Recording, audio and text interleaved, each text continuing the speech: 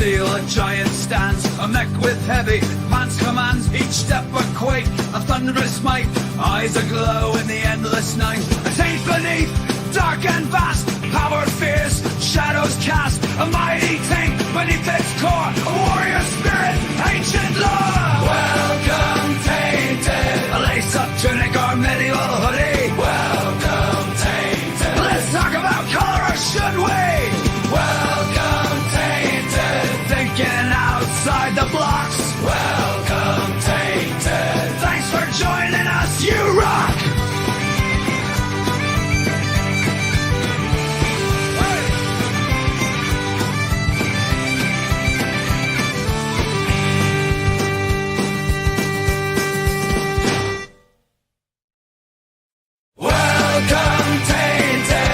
And have your fun all rocks. Welcome, Tainted. Enjoy the Chronicles Outdoor song.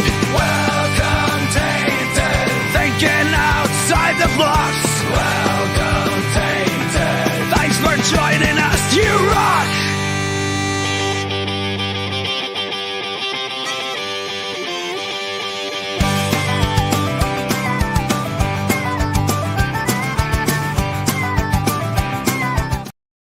Good evening, and thank you for joining us for Think Outside the Blocks, your weekly official Brickworld live stream, where we talk to you about thinking outside of the perceived rigidity of the Lego medium, but also thinking outside of your mental blocks. I, of course, am one of your hosts, Mark Larson, Chief Brick Officer of Brickworld, and this guy over here, the guy on my left, everybody's favorite host, Ben Hauger, Mr. Z Cerberus. How you doing this week, sir?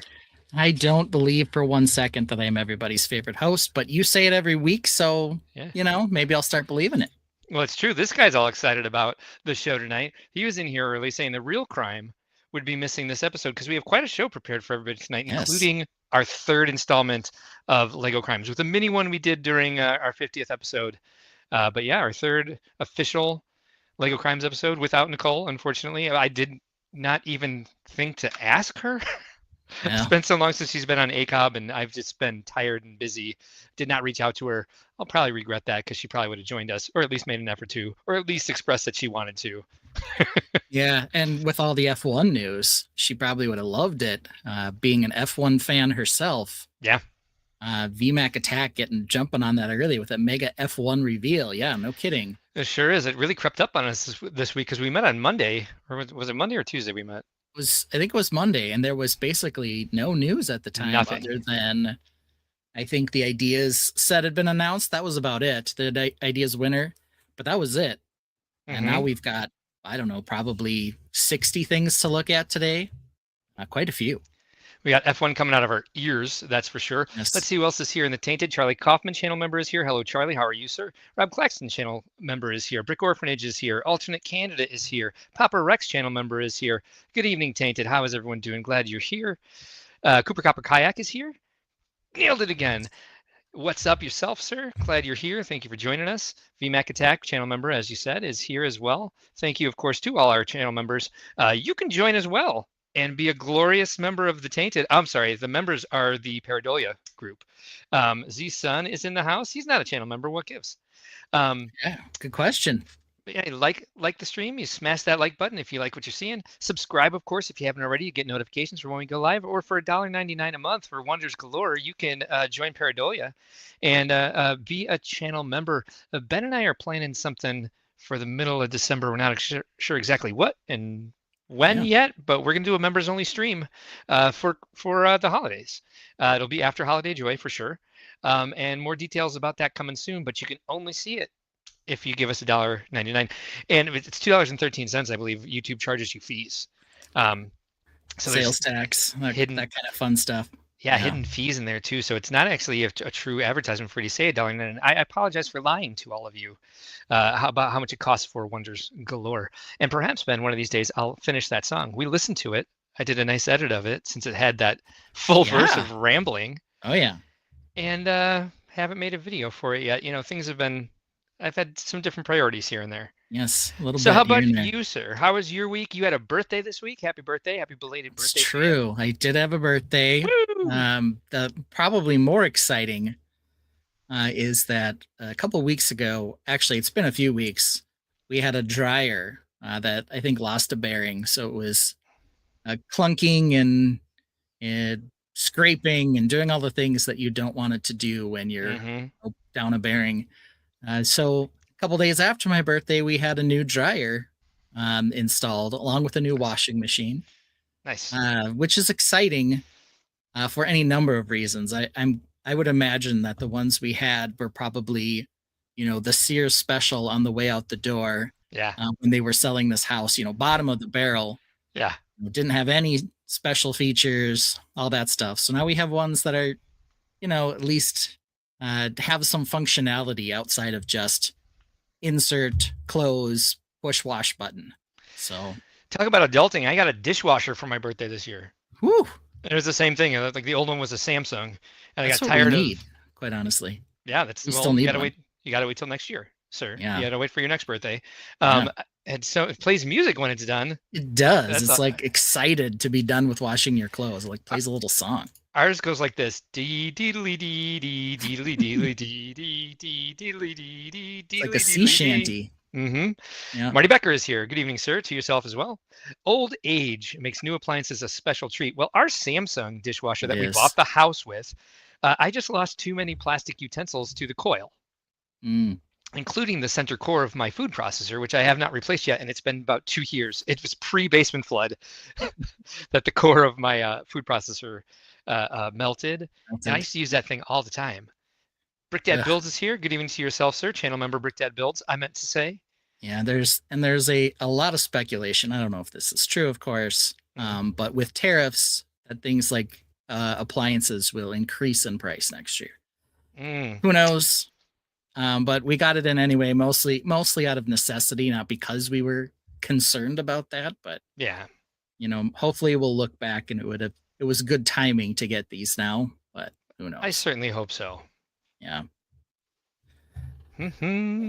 So you said you were mostly just recovering. Anything else exciting about this week for you? Not that I remember. I mean, I got to the dog park a lot. That was nice. Of course. Yeah. No, just the normal stuff. I actually got some work done the last couple of days. My brain has been back in focus and in and out, but got a lot of advertising done for our upcoming shows. I got some stuff off my plate that's been sitting on the backlog for a while, but besides that, nothing really exciting. I spent a lot of time preparing for the stream this weekend, actually, more so than usual. I even have some close calls. Where'd I go? Here I am. Here you are. Is that you or me? Because it looks like I'm strong. It was me, but I don't know why. Doesn't make any sense. Doesn't make any sense to me either. Fully wired. I just felt like I was in a vacuum for a second. Oh, I'd like a new vacuum too. I'm gonna get one of those Dyson Dirt Devil Dust Tornado, whatever they are. Yeah. Yep. we got one of those. Actually, we have 2 of those. I love those things. Yeah, we got one and then we thought that ours broke, so we got a second one. Really just needed a new battery, rechargeable battery. Yes. So we got one in the interim because we needed a vacuum, and it was back ordered for the new battery. But eventually the new battery came, so now we have a pair. Now you got 2. The best thing about that vacuum is we can turn it on, and Orion chases it. She hates it. Yeah. She wants to kill it. She even snapped a Cheeto, like, out of my way. I'm the one who kills it. I was like, oh. Vacuums are her thing. She punches Roomba in the face so that it stays under the couch. That makes sense. Yeah. She's like, no, get back under there. Yeah. Well, I don't know if you had a vacuum that started with V, but that is our letter of the week, as you can see. Sure is. Victor gonna victimize and V for voluptuous. So let's take a look at our run of show brought to you by the letter V. V. I'm excited about having V. Yeah. First, we can talk a little football. We won't make it too long, but Vikings Bears. Yeah. Ouch. That was 3 points. That was an exciting game, at least. It was. It's nice to see the Bears play well the last couple weeks and still lose. Yeah, and that was interesting because the first couple weeks they did not play well offensively and still won. So now they're sort of going through the opposite with hanging in there with some tougher teams and then kind of losing right at the end. And that was sort of my question was, have teams been playing down to the Bears, or have the Bears been, playing up? Seems like they're exciting to watch because they're right on the razor's edge of, throwing interceptions or throwing touchdowns on a lot of plays. Caleb seems like an exciting player. I think that's pretty consistent. Is they are good for the first 3 quarters. Okay. Stud City is here. Welcome, sir. Thank you for joining us tonight. Chris Cummings is also here. He says Roombas are for cats. Yeah. Orion would never wear a shark costume and ride Roomba around. Our Roomba's name is actually Shark Cat. Yeah, there you go. And she punches it in the face. So you stay on that couch. You pull more toys out of that couch for me. Otherwise, you have no use here, Miss Shark Cat. V for Verstappen 2024 champion. Yeah, sure. Yeah. Okay, whatever. Sure. Why not? Whatever you say, VMAC attack. Yeah, VMAC attack. Then we're going to talk a little bit of Lego news early and Vindicated. Yeah. We'll get to Vicarious Vision Ventures. Yes, I do know what Vindicated is. Okay, good. Then we're going to talk about the Voluminous Vroom Vrooms. That sounds like Lego news to me. It does. We had a different word there before when we didn't know we were going to have Lego news, but now we've got lots of it. We did. Yeah. Victor Chronicles. That's Lego Crimes. Mm-hmm. And it looks like we'll get to a close call and a rant with vacillating, very, very, very, very, very, very, very close. Yeah. And vehemently object. We've got to practice that word. It's hard to say in the Midwest. Vehemently. My Lego Crimes case tonight has a word I will need to bring up the pronunciation before I try to say it. Okay, good luck. Yeah, thank you. And then what are we doing next Sunday? It is the Sunday after Thanksgiving. We might be on vacation. I am going to be home, actually. But I know Mark will be driving. I think we might be home. Ooh. So we'll have to talk about that. We'll have to talk about that. In the meantime, BrickDad Build says that there's new Holiday Joy music on the ad. Thought it was nice.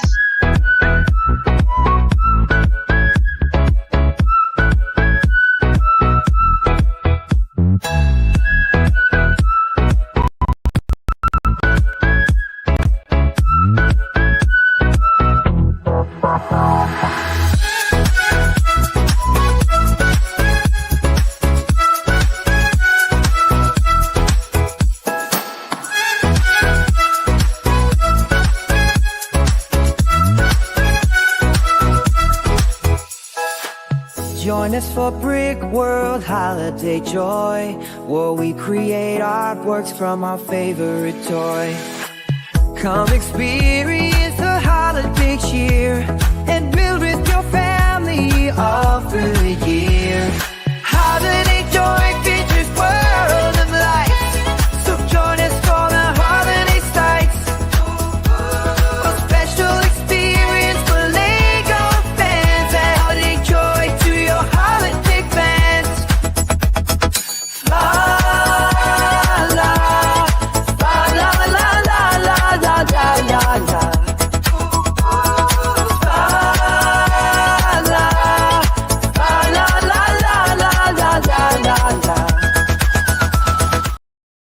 There we go. Yeah, after we got off the call, I added the fa-las. The fa-la-las was a good call.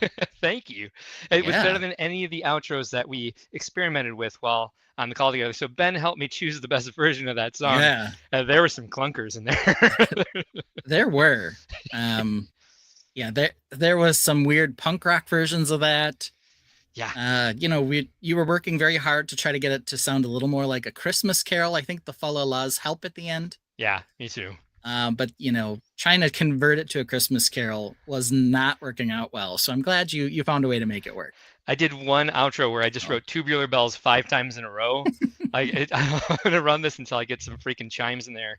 And it never gave it to me, but I was like, it gave me the flute. It's kind of fun. It's a little pop Christmas-y-ish. Yeah. Marty Becker is going to be at Holiday Joy. He's looking forward to it. Looking forward to seeing you there too, sir. Brickhead Brad says, oh, wow, I just tuned in. What is happening? We wrote a song for Brickworld Holiday Joy, and that's running in our ads now on Instagram. Well, it's not on Instagram yet. I got to post that up on Tuesday. That's usually the best day to drop a new ad, and I'll boost it, and hopefully we'll get some people buying tickets for Brickworld Holiday Joy. We can always hope. So I am going to share for Vindicated our first bit of Lego news, actually, because last week I ranted that we needed more Lego Castle. Yeah. Okay, nice. And specifically, what did I show? It was the Wolfpack figure. And then boy, what won one of the Bricklink Designer programs? You got that in droves. Here you go. The Wolfpack. I don't know if this is like the new Wolfpack Tower or what they're calling this one. But this is one of the sets that made it through on the Bricklink Designer Program. So if you wanted more Wolfpack and more Castle like I did, hey, I feel vindicated. Bricklink Designer keeps pumping them out. V for vindicated. There we are. Though, to be fair, and this is now Lego sponsored, right? So we can say this is a new Lego set. Mm-hmm. The Lego Medieval 3-in-1 castle has been reduced from $100 down to $80 for a while now, and now they're clearancing them out in places. Seems like that castle not doing so well, maybe with the kids. Mm-hmm. But the castle's great on the Bricklink Designer Program. They always sell out before any other set, and they fetch $300-$400 a piece. I'm hoping this one's less than $300, which most of the other ones have been. Yeah, someone in Grand Rapids built a version of a castle. It looks like they just used 2. Maybe it was more than that, but just used 2 of that 3-in-1 set. It actually turned out rather nice. There's a number of those, I think, on Rebrickable. I think it's very popular set to use for that. Yeah. So. Brickhead Brad, I announced his comment before I said, "Hey, welcome to the Tainted this evening. Thank you for joining us, sir." This is you should feel vindicated because I feel very vindicated. Are you going to crowdsource this one? I might try. It's always difficult with the castles because if you don't get in on in the first couple hours, you miss it. That's how hard these are to come by. Yeah. And I don't like that. It's not great. But some of the other ones stick around a lot longer. Yeah. And that's kind of one of the things that inspired my rant was these things sell out super fast. And even if you're intending to get one and you just get busy, it happens to be a work day, whatever, and you miss it, you're just done. There's nothing else you can do. There's no overflow. You just have to buy it secondhand on Bricklink for an extra $100 plus, depending on, Yeah, or get it from a Brickworld vendor or buy it at the Brickworld auction. Yeah, or some bricks and minifig stores have been holding them too, or bringing them through. But they're crazy. Also in the Bricklink Designer Program was this set, which was in our thumbnail. Yeah, people are really excited about this. Yeah, Wild West was one of my favorite sets, one of my favorite themes as a kid. Yeah. This one looks maybe slightly more modern-y than some of that, but still very cool. VMacDac brings up a good point. It was VIP weekend, and they were really hitting us with ads for that. I got 3 or 4 emails that were like, "It's double points. You haven't used your double points yet." I'm like, yeah. Double points busy. And you get double points and a record player. Nice. But I did get some stuff that anyway. They got me. They sucked me in. Don't worry about it. Yeah. Good. I'm glad to hear that they sucked you in. That's great. Did, yeah. Hawkeye Lego Man says, or the black market if you want to risk it. Not recommended though for some. Hawkeye Lego Man is here. Hello, sir. Glad to have you here. Some of those Bricklink Designer programs.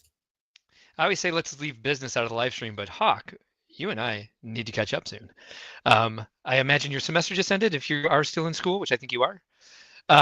Yeah, well, I'm trying to look at this because I thought I saw a record player and was like, but I ran in and out of here so many times this weekend. The Shop at Home website here, because I was putting together stuff for the live stream and looking at different sets and trying to get, we have 3 hours, 40 minutes and 53 seconds to get double points. So maybe some point during the stream, I'll pre-order those new Lego Horizon sets, or that one Lego Horizon set, which I am excited about. I just wish there was more. Yeah, I know that they said for the gifts with purchase, pre-orders didn't count. I don't know about double points though.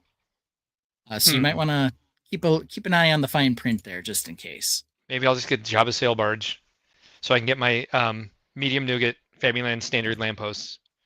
Yeah, Joellen points out usually you can get instructions for the Bricklink Designer sets if you miss them. That's true, and I probably have most of the parts needed to build the ones I don't have. But you just want a horde of Wolfpack. Well, yeah, the Wolfpack one is its own thing. I definitely need a horde of Wolfpackers. Yes, for sure. But yeah, it makes kind of fun to get a set and support the designer. Yeah, directly if you can, Absolutely. Let's see. Also in the Bricklink Designer Program was this one, which I was not sure about. Oh, I know that is an odd one. I do like the fact that there's a little arbor entrance. I just don't know why we need so many trees in it. I just got my first look at this new fountain garden. I'm sure we'll be talking about that when the time comes. We're jumping ahead here. Yep. But dang, that's kind of cute. Yeah, so there's this one here. They've got a lot of that new squished leaf piece. I don't know if that's how sequoias really look, but apparently that's what this thing's called. I think they're probably more leafy at the top. I mean, I kind of thought so as well. I mean, the pine trees are very scant looking as well, or maybe those are baby sequoias. I don't know. Yeah, I don't think they're But pine yeah, trees. VMAX suggesting that the treetops seem out of scale. Yeah, I mean that's kind of what it seems like. They look Agreed. like sequoia trunks at least. Okay, I mean that's good. We'll give them that. They definitely look like that. Yeah. And then we had this one, which was cute. The off-road adventure. Maybe this one goes with your sequoia if you want it to. I've got a bit of a rant about this tonight. But here you go, cute little outdoor adventure. So are we doing the Bricklink Designer Program first? Well, we only are because I was vindicated, and we got to break up some of this news because we got so much of it. Yeah. All right, cool. Let me pull up a slide on this. All right. Where is it? Where'd it go, Ben?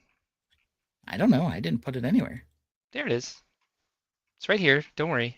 All right. I wasn't worried. Did I seem worried? Yeah, you were like panicking. Marty Becker suggests you could maybe pair it with the A-frame cabin.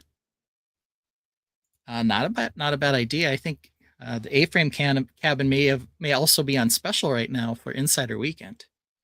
Yeah, I watched London Calling, London Bridge Bricks something. London Calling, I think is the name of it.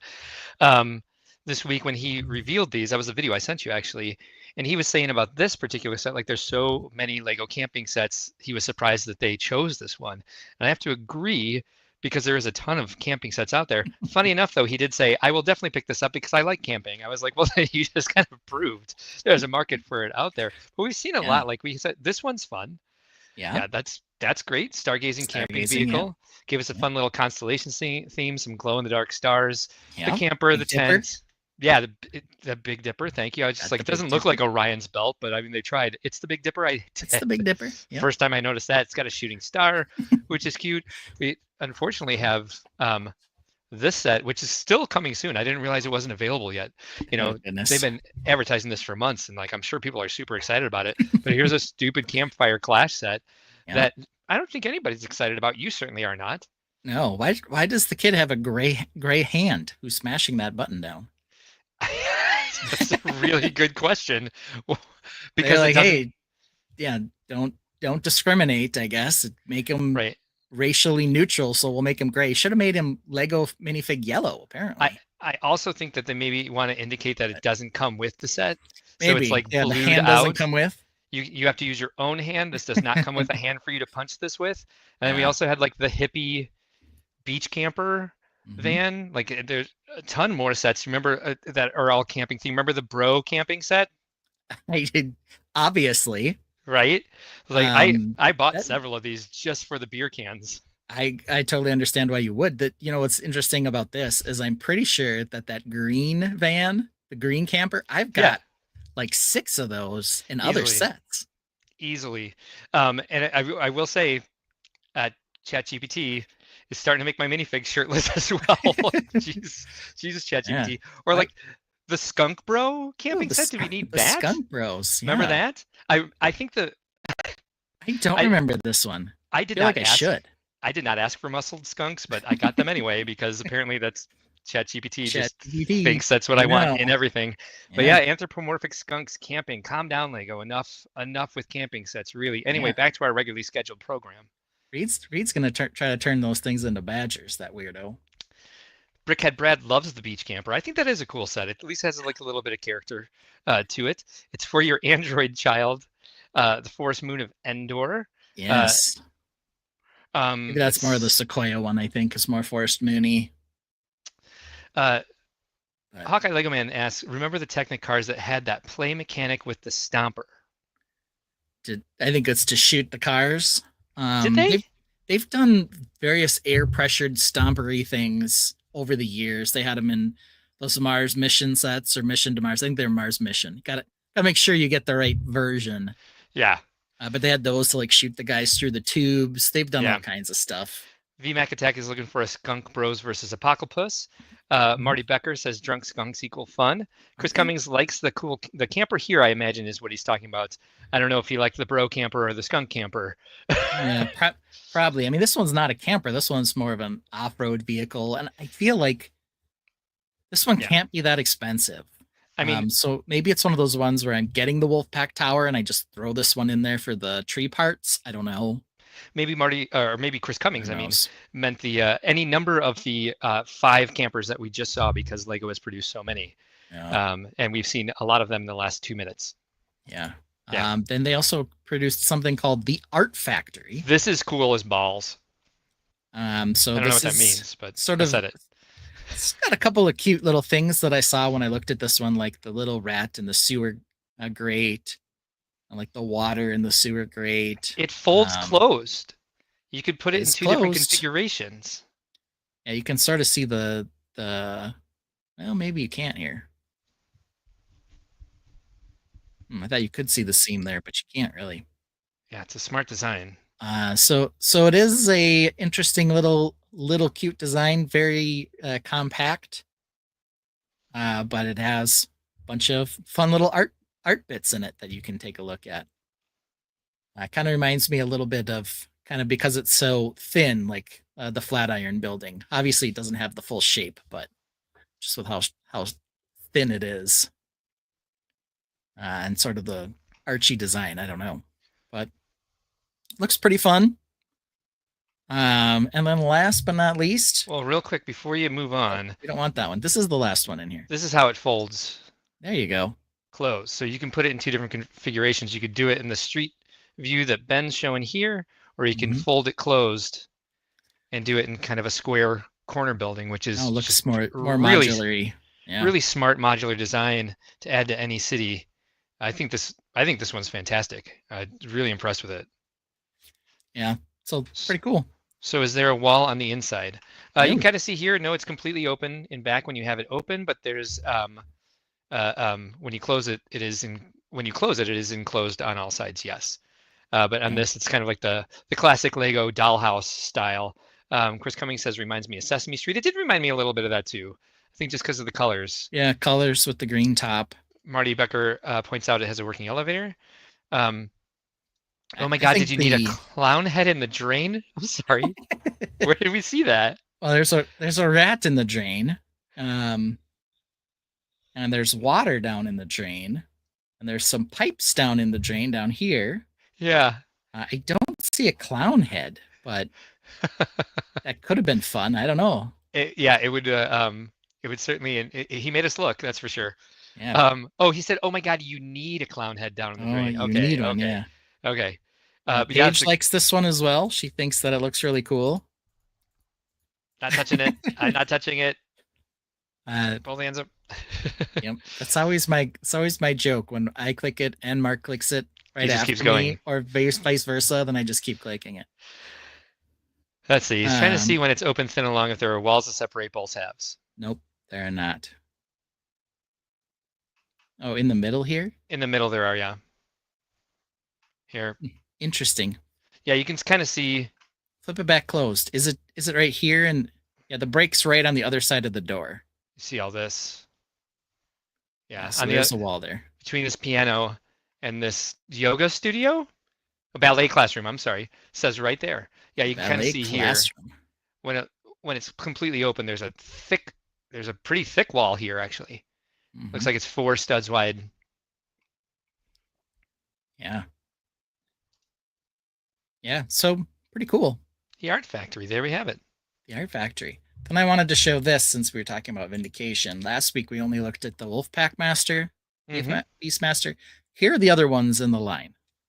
Nice. This has been leaked in so many places now that it's probably available for review. There's a couple that I see here that I really like, and a couple that are strange. I think the Telescope Kid, before anyone goes too crazy, I think that one has some weird cropping issue, because from what I can tell, its torso is not tiny like that. It might have short legs. I think that one's oddly cropped. Yeah. But there are a lot of interesting designs on here. I think the Beastmaster will be the one that a lot of people will go after, though I could see the Jetpack Racer and the Steampunk Inventor being popular as well. Is there a boogeyman? There is. That's the monstery guy up in the top left. He is Okay. kind of scary and cute at the same time. VMAX says this is the first CMS where I would be happy with any of them. That's interesting. Does that include Cupid? Just asking.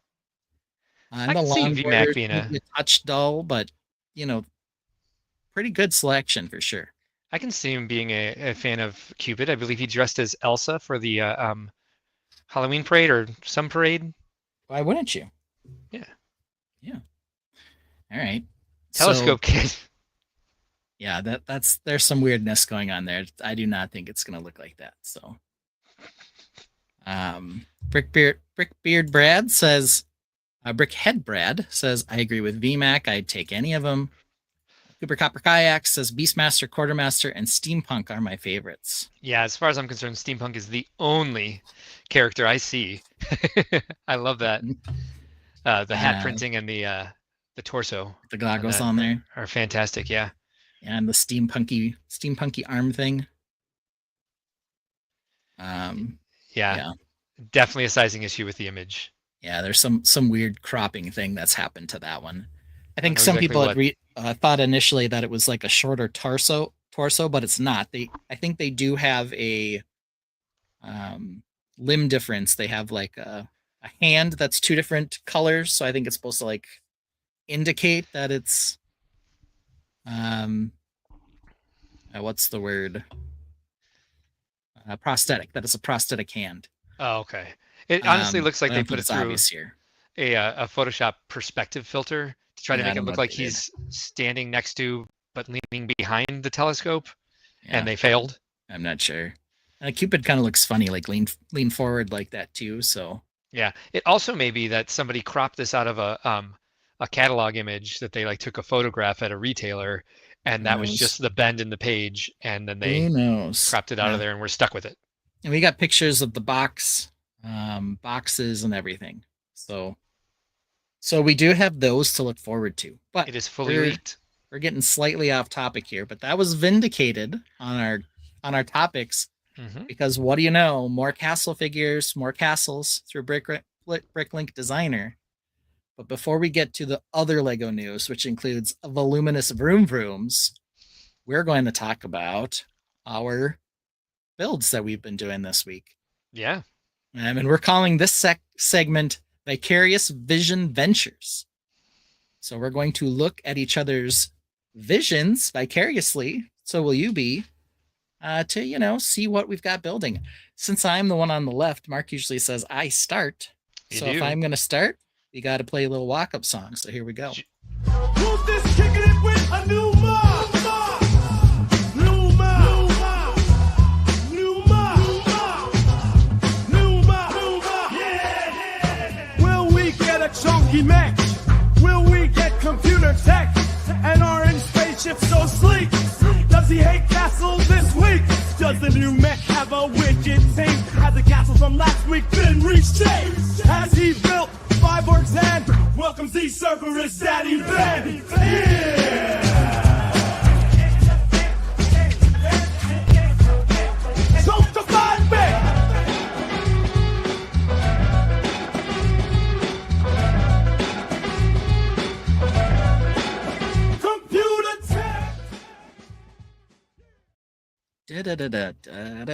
Okay. So here we are back on. I don't know what the name of this castle is, but it needs a name. It does. We made a few adjustments to talk about this week. I didn't get everything done, but I did get some interesting stuff completed on this. Brickdad Builds wonders if the CMS will be dual gendered. We got that from a couple of the Dungeons and Dragons. I don't know if they're going to make that a habit or if that was just because a lot of the characters end up being dual gendered, or maybe the players. Because I don't know Dungeons and Dragons. Get to choose. Yeah. We'll see. Yeah. That'd be interesting if they started doing that. Who knows? Yeah. Not a bad idea. Wow. So a couple things that we got done. First of all, this ugly bit there we changed. We'll get to that when it comes back around here. I can't stop the thing from spinning. Made some changes to this here. It's stuck on forever. That looks better. So there, I don't know if this is its final version or not, but we made some changes. Yeah, I like the shield in the center. It looks much less like a train shed. Is there a different color on the first level of the half Yeah, timber? so this is tan, and then it's up to yellow, and I probably need to mix them better. Mm. Right now, it just sort of looks, I don't know, Yeah, I say to strange. that. VMAX Tech suggests Falcon's Nest. You know, I mean, that could be, but already have a build called Crow's Nest, so I don't know. Okay. VMAC Tech says big improvement on that yellow timber section. I think it's a decent improvement. It's some improvement. It is. Say I like the blue flags. That does make a difference. Is the roof at a different pitch? It is at the same pitch, but I added more Whoops. blue. Falcon's Perch, BrickDad Build Falcon's suggests. Perch. There we go. And Hawkeye Lego Man says that looks nice. Great colors going on. Bam Crestill is here. Welcome, Ryan. How are you? What's up, everyone? Yeah, that's yeah. I'm still unsure about that area. I don't know. Yeah, I'm still working on that one. That's not That's not my. I'm not like, yes, this is perfect. Did you add improvement, but I'm working. Are those bendy pine trees new? These bendy pine trees are not new. Okay. However, I did increase the rock area on this wall. Oh, nice. I do like that. Now. I like that a lot. A little rockier, a little vinier. I'm not sure about those pine trees there. I also made some. You're not sure about them? Yeah. They're adorable. Yeah, they're just growing out of the side of the cliff. That happens. Does it? Yep. Okay. And they oftentimes grow at weird angles like this too. Like you'll see some of them bent, like this or like these. Someone named Beth Hauger is here and says that she loves the shrubbery. Well, thank you, Beth Hauger. Happy to see you too, Ryan. VMAC Tech suggests Peregrine Palace. Oh, Peregrine Palace. Mm-hmm. Could be. I also made a couple small improvements on the spiky collar. I do like it. It looks a little thicker. But it's the same, but I added these supports underneath. Okay. So it looks more transitioned up into it. I like it. And we'll get to a couple other things here in a second. Put a railing here. I'm not sure that I like the eyeball effect of this railing, but it's not horrible. It was the shape that fit there, but I think I can fix that. Are you suggesting there's some pareidolia there? A little bit of frog eyes here. Okay. Maybe his mouth's down here. I don't know. I actually didn't see that at first, so I don't think it's not as prominent as some of the pareidolia we've had in other things. It's not. I think the problem is that the best fit on these corner posts was a 5 long bar, but the 5 long bar is actually slightly too short. Yeah. So I had to do some creative stuff. I don't like it, so this will change a little bit, but it'll still be very railed. It just won't have kind of the little eyes on it anymore. Marty Becker likes the Castle Progress. Bam Crest Hill says thinks it looks good. Lego Team B suggests Castle Cerberus. Mm-hmm. Welcome, Lego Team B, by the way. I got plenty of castles, Team B. So, and here's the sloped one now, which I think looks a lot better. It doesn't look like as fortified as you might expect. Yeah, but it is a much better shape. I think so. Which I appreciate on there. Yeah, I really like that decoration above that door, by the way. Sorry if we have already seen that in the past and just haven't done. Yeah, with the gray wings. That's really nice. I like the way it blends in. Subtle. Yeah. It's cool. You've seen that one. I did happen to find some more black flags this week too, so I can get black flags on there. And then we also have a new roof. Oh, nice. Up at the top here. It's not quite done yet. The roof, maybe we can get it closer over to the camera here. But it's far more textured, and it looks far more like the other ones in that regard. So Hawkeye Lego Man suggests Sky's Reach Castle. I like the word keep. How many keeps do you have? Yeah, I need more keeps. Keep is a good word for kind of a tiny castle like this. Cerberus Keep. I didn't need to be Cerberus. Falcon's Keep. We Black just call Falcon's it Killer. Keep. Killer Beers and Bees. We can call it the Beers and Bees Keep. Beers and Bees. But there we have the roof. So it still needs like a little that. bit of adjustment. Ooh. But it's coming along. It ends abruptly, I feel. In the little cone. Yeah. We'll see. That's one of the areas that I need to fix. Also, the gap where I sort of have this goofy looking bit there is going to change. So is that dark blue or blue in the roof? It's dark blue. Dark blue. And then is that blue, regular blue with the banner On the hanging banners. down? Yep. Okay. Yep. So they are a little different. Same thing down here. At the brighter blue on the banners, and then the darker blue in the roof. Paige Pritchard likes the roof on the tower. V Mac Attack suggests Keepy McKeep face. Keepy McKeep face. Hey, you never know. It might stick. Beers and Bees. I think VMAX. Team B is a big fan of that as the name of the castle. Mm-hmm. So yeah, a little tweaking correct. still to finish the roof off, but we've got some progress there. And maybe I'll do 2 roofs, or I can just flip the towers back and forth. Choose where I want it, because that's how that goes. And I still haven't built the ballista yet, so there's a few little bits to go on this still, and then I need some more figures to be on this place. Here we go. Bamcrest Hill says I think it needs some flags up top, which I don't necessarily agree with. I'm not sure towers where. do have some flags. Yeah, it's got the banners might hanging down, need- which I think Need some more. is enough. I'm not sure. Yeah, where? We got a couple flags. We might do maybe- a couple more. Maybe around the tower without the roof. Yeah, How many more black flags do you have? I found several. Oh, Thankfully. that's nice. Yeah. So now I've got a tiny pile of them actually, which is good because I was at 0, and then I think I ordered some black and silver ones, red and silver ones, for my red falcon guys, and I happen to have some black ones in with the silver flags. I don't know why, but I have at least 2 more here, and then I think I've got a small cache of them somewhere on my desk here. It's got another 5 or 6 in it. So Hawkeye Lego Man suggests Velocity Keep, because it does have quite the velocity on the turntable. Bam Cross Hill says yes, that's what he was thinking. Along the tower without the roof, I suppose, is what he meant. I'll go back to the epic shot because the epic shot is fantastic. that was what we were all digging last week. Yeah, this is really beautiful. So there you kind of get an idea of where we're going. So I was hoping that this week would be the last week. I think I've got 1 more week left on this one. You said last week it might be a couple weeks. Yeah, I was thinking maybe it would be done this week. I didn't quite get there. Yeah. But there we are. Yeah, it's great though.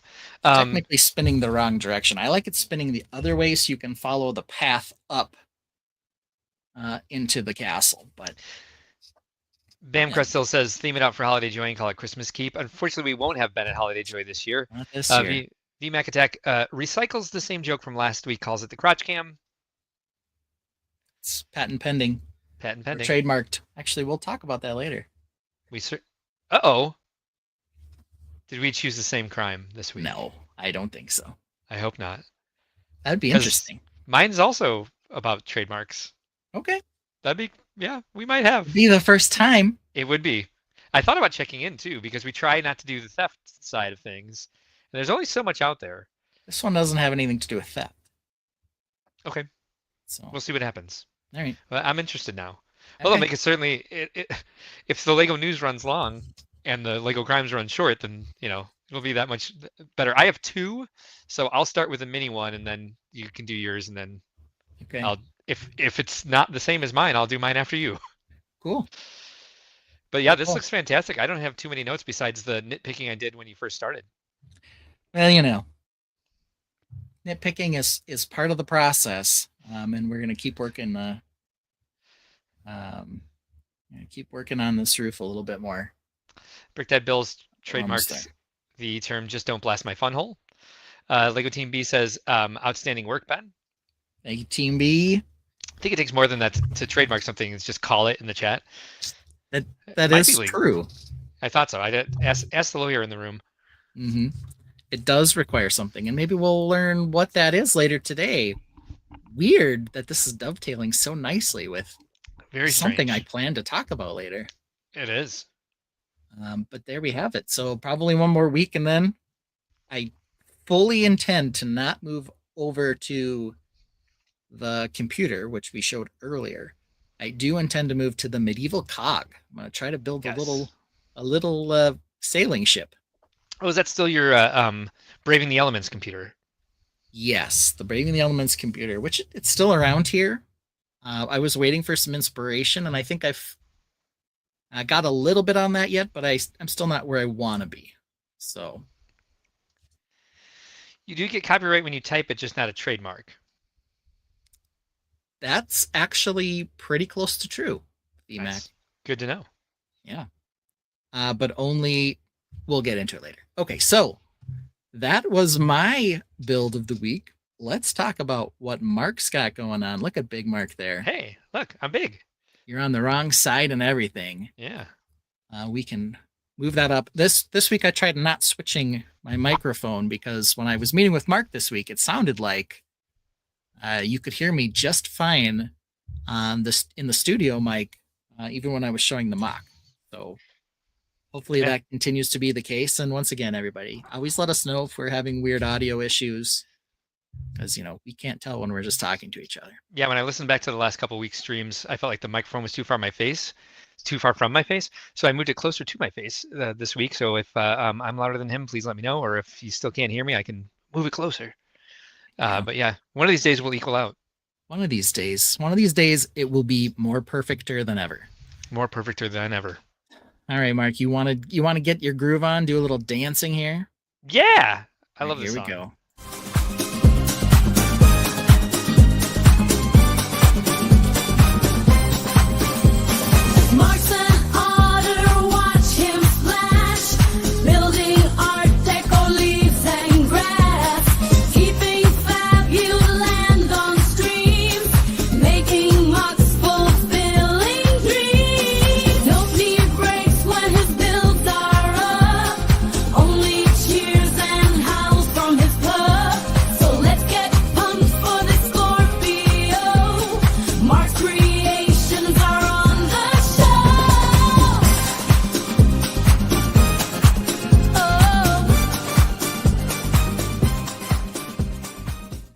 Okay, you can't follow me back here.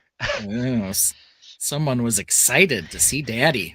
Yeah, I kicked her in the face trying to step over a pile of a stack of Lego bins, and now she's trying to figure out how to get over to me. All right, let's get Mark up on the stage here. Am We're I gonna up? get Yeah. the big one up.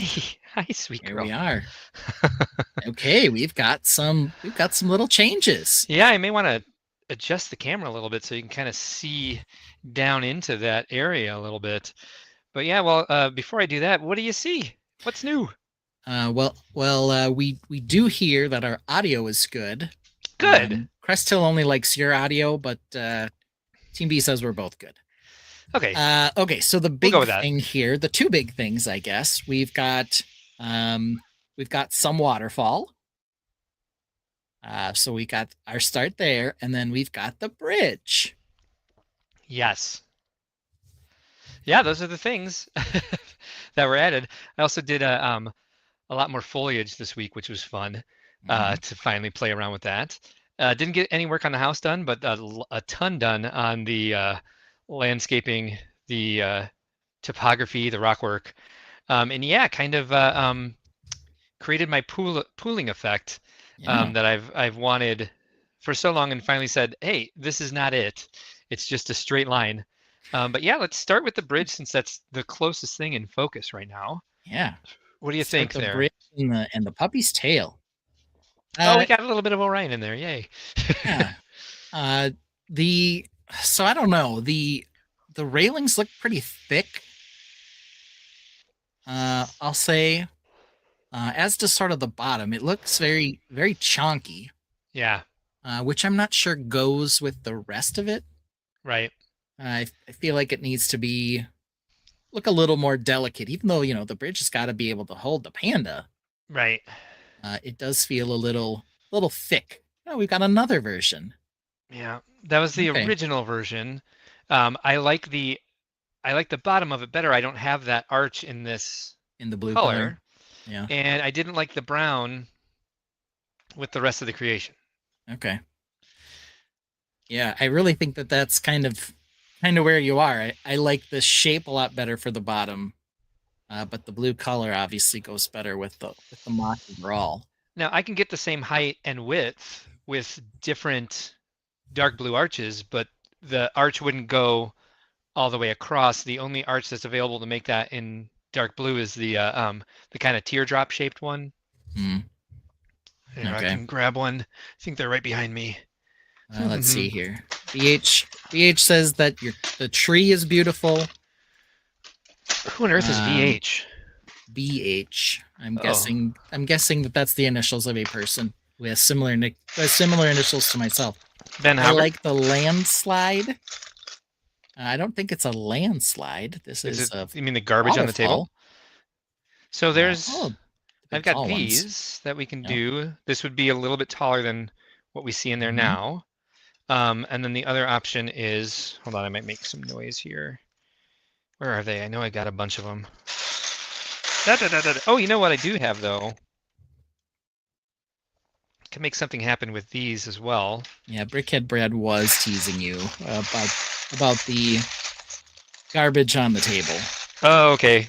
Yeah, there's a lot of that. My table's not any better. Mine's got a definite pile of blue and yellow bricks on it right now. It just shows that I did a ton of work this week for the first time in a while. Yeah. I did not have to, usually I at least try to tidy up first, but yeah, I did not bother this week. I tried a lot of different things this week. I tried working this in there, which, oh, you can't even see in the shot. Yeah. I'll get to it when we pull that back out. Let me find these arches. So I want to show you the other option I have. Paige asks if that arch is available in lavender like the wall panels. I don't think so, but who knows? I highly doubt it. It might be though. If somebody can check for me, my hands are full at the moment. Yeah. It's bricklink.com, anyone? Anyone want to find that thing for us? I know I've got this piece somewhere, but well, we'll look at some other stuff while I look for that. I think this piece would make the bridge too tall. This arch here. Mm-hmm. I mean, I could try it, but I mean, I agree. That one seems kind of tall. And the wood seems out of place with everything else, correct? Yeah, I don't think that that's quite the way to go. Okay. Fine. I do like the arch shape on that for a cute bridge. Yeah, me too. And again, I can go with black. It's not available in dark tan. Shoot. Let's see. Did I look through this one already? Yes. How about this one? Hey, how about this one, everyone? I have another dark blue bin, but it's over by the computer. And I was digging through dark blue this week as well, just to find 1x2 tiles. Oh, I ordered a ton of those from Pick a Brick. I feel like I have a lot of them, and yet I couldn't find them, Yeah, I found it in my previous order as and then there's this arch. This could just I could set two of them up very far apart from me. Oh, I guess it's not the teardrop shaped one. It's so that might work, and there'd be a bigger gap in between. So it would come across like this. It'd go from here to here. But I mean that's not terrible. No, that actually looks pretty good. All right. And I think you could put a plate across the top there. That'll kind of continue the arch a little bit. It'll flatten out a little, which isn't the worst thing. Apparently Lego Team B was suggesting that arch. Well, here, 965, and then straight across the middle to make the span.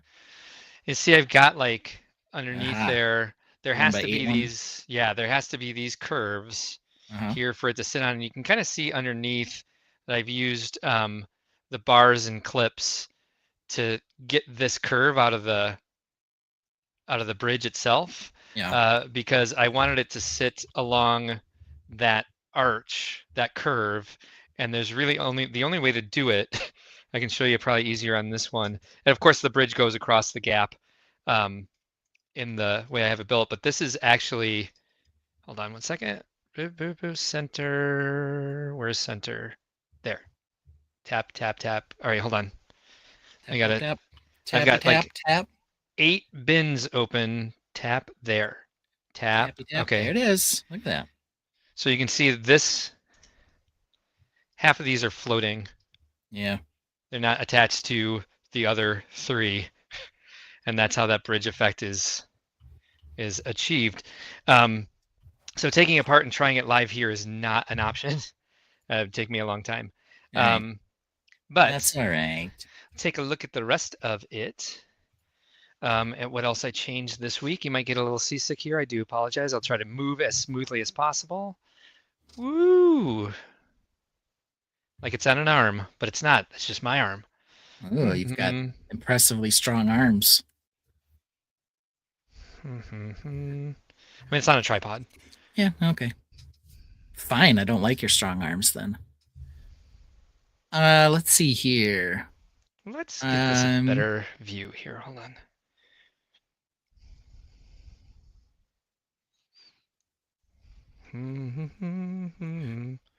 Yeah, I don't like that black fence up there. The black against the dark blue is kind of offensive.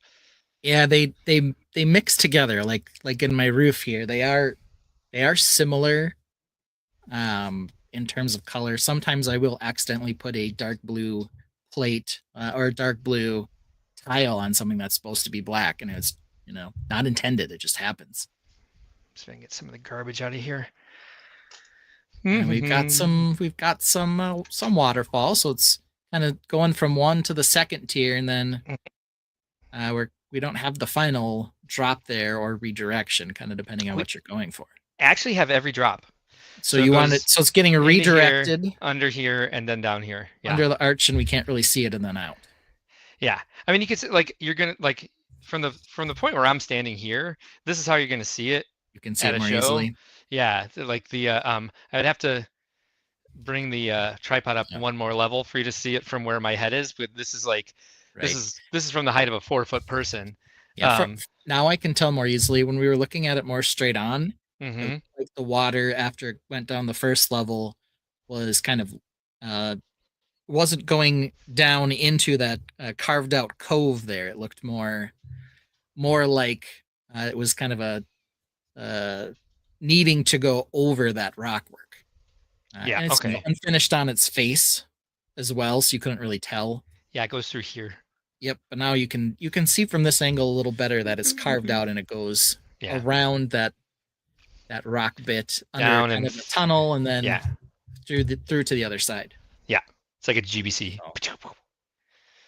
Yeah. So yeah, that's where it goes. I'd build suggest instead of the black one, you could try a white fence up there. Yeah, I like the shape better. I did have white fence up there during one of these weeks before. Did I just kick the dog in the face again? No, she's over there. She really wants to come back here. I think there's white fence up here somewhere on that table. I can easily show that one quickly. Do they have that shape in white or just? No, they don't. Yeah, that's the more square shape. They make the fancy elves one in white, which I'm not as crazy about. Let's see. This is my. Aha!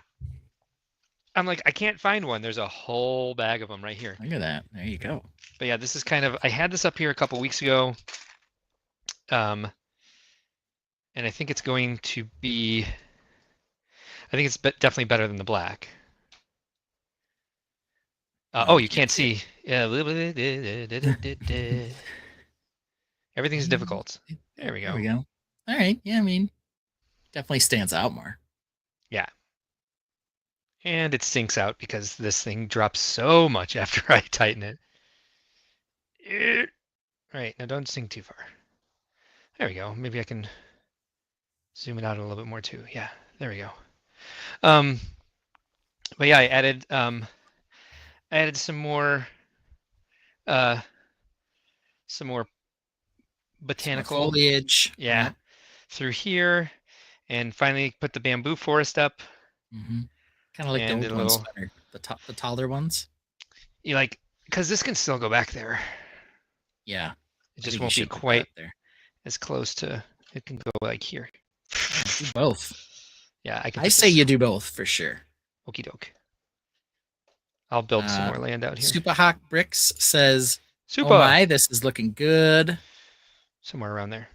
Brick Dad said out of frame, but we already fixed that, so we're not worried about that. There we go.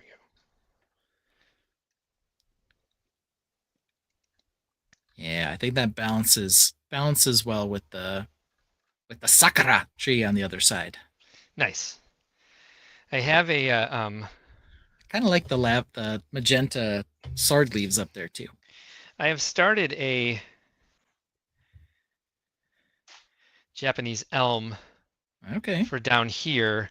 I don't know if I want it covering that much of the waterfall though. I think this might end up taking too much away from it. Especially since Japanese elms are rather tall, so this might be up to here. But Yeah. we'll see what I end up doing. I Okay. like making a lot of trees for this, which is supposed to be like, a focus on nature, but I've run out of room to put larger trees, and I think these are fine here with the sakura and the river Yeah. birch here and the bamboo Bamboos. The there. bamboozles. I can definitely put bamboo on the other side of the house as well when I get to that part. Yeah. Exciting. All right. Yeah. There we go. Yeah. It's oh, I just found an entire bag of these arches too. Of course I did. But yeah, I actually switched. My original bamboo was this, and I just didn't think it. I didn't think it looked. Color-wise. Yeah, the sand green. I Yeah. think was a little bit too muted. I I like like the lime better. Same. I didn't mind you having them both on at the same time. Oh, really? Because there are many different types. Yeah. What I would like to get my hands on is some tan 1x1 round with Apollo stud, because then I could put the dark tan with the sand green. But I think the tan would look better. It's just I do not have any. Interesting. But yeah, I'm sure they make them, and I'm sure Yeah, there are hundreds of them out there. yeah, there's like 160 some odd in the Colosseum, Oof. All right. the Roman Colosseum. Yeah, so I was gonna throw that in my Amazon cart when I was buying dog treats, and I was like, oh, it's $380. Maybe I won't get that. I'll see if I can order some on Bricklink or Pick a Brick. I assume they're on there. Could be. Brick Dad Build suggests maybe you put the Japanese elm up where the sword grass is, the lavender sword. Yeah, I thought about that as well. This Magenta, yep.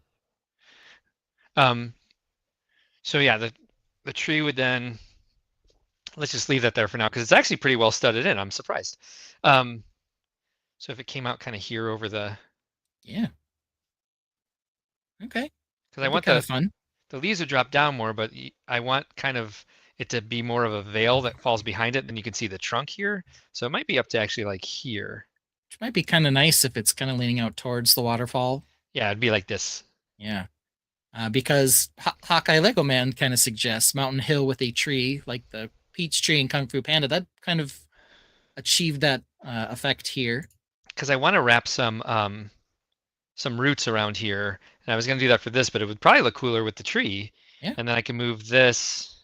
Here, let's go ahead and get this in motion. Oh, of course, now it breaks. It wouldn't move, and now it's like we can't stay together. There we go. That's how it talks. Came off pretty well. Yeah.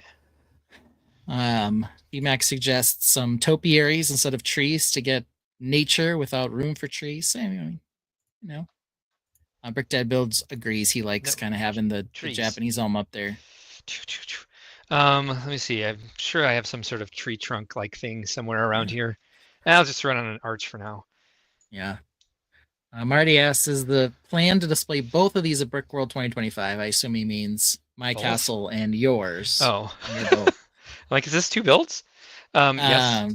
The castle will be done for Brickworld 2025. I don't know if this will be done. We never know, Ballmark. Yeah. But yes, that's the plan at least.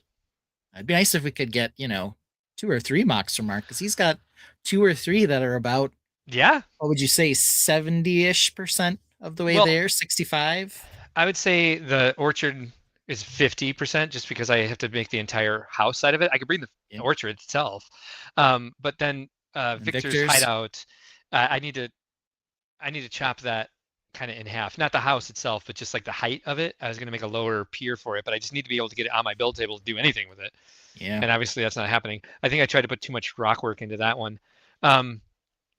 Yeah, I think that's mostly. Oh, I don't even know if you could see this from where you are. I started putting wood on the little path out there.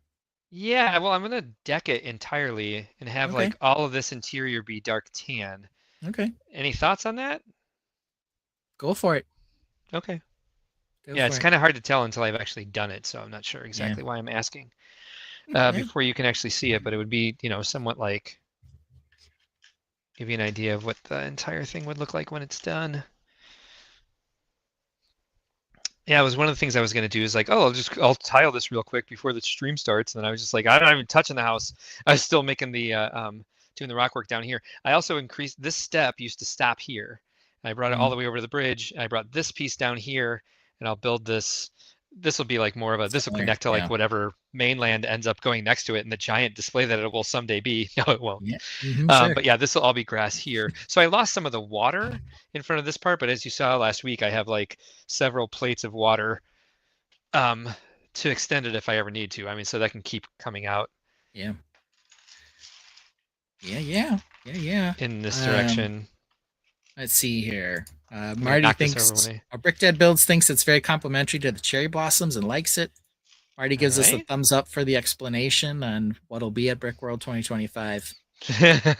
Hawkeye Lego Man is telling you that if you need some late night water building, he's your guy. Oh, nice.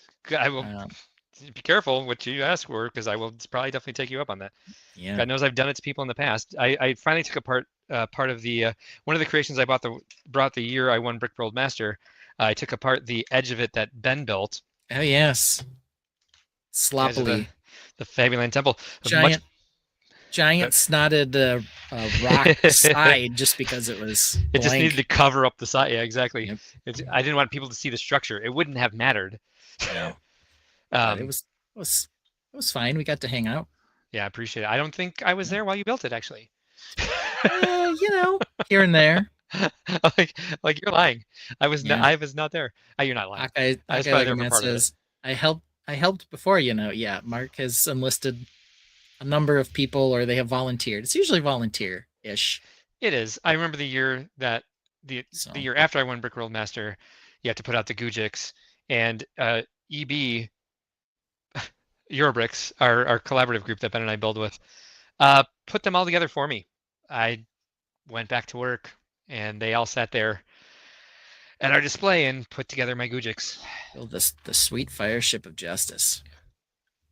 That's what I called it, the sweet fire ship of justice. Nice, right. Thank you. Well, we've got a lot of Lego news and we're over an hour, so maybe we should hop over to that here. Yeah. Good call. We will take a look at the rest of our run a show. We're going to now talk about voluminous vroom vrooms. There's a couple of non-vroom vrooms that we can talk about, and then we'll talk about all the vroom vrooms. Good call. Oh, what's that? Bathroom break? Don't mind if I do.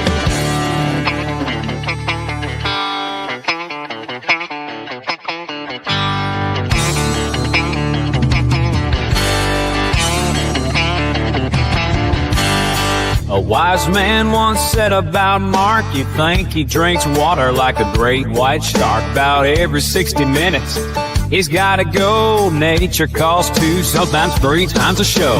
Hold the stream, he'll shout and dash. The show is live, but he's off like a flash. Instead of telling him you hold the stream, Ben provides cover, the perfect team.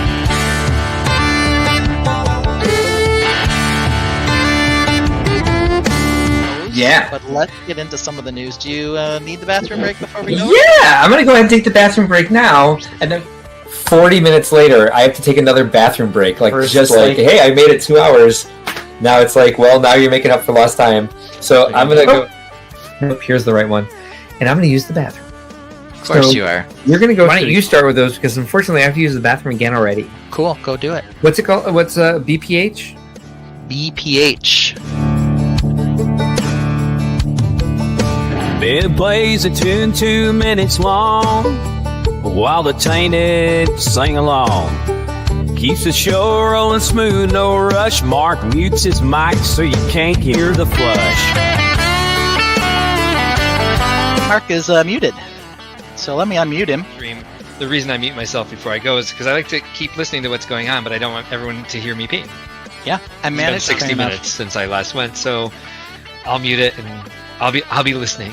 Fair enough. Yeah, You'll be listening to me. Hey, hey, Mark's gotta go. No interrupting the strange flow. He'll be quick, won't take too long. He'll be done by the end of this song. Hey, hey, Mark's gotta go. Mark's gotta go. Hey, hey, Mark's gotta go.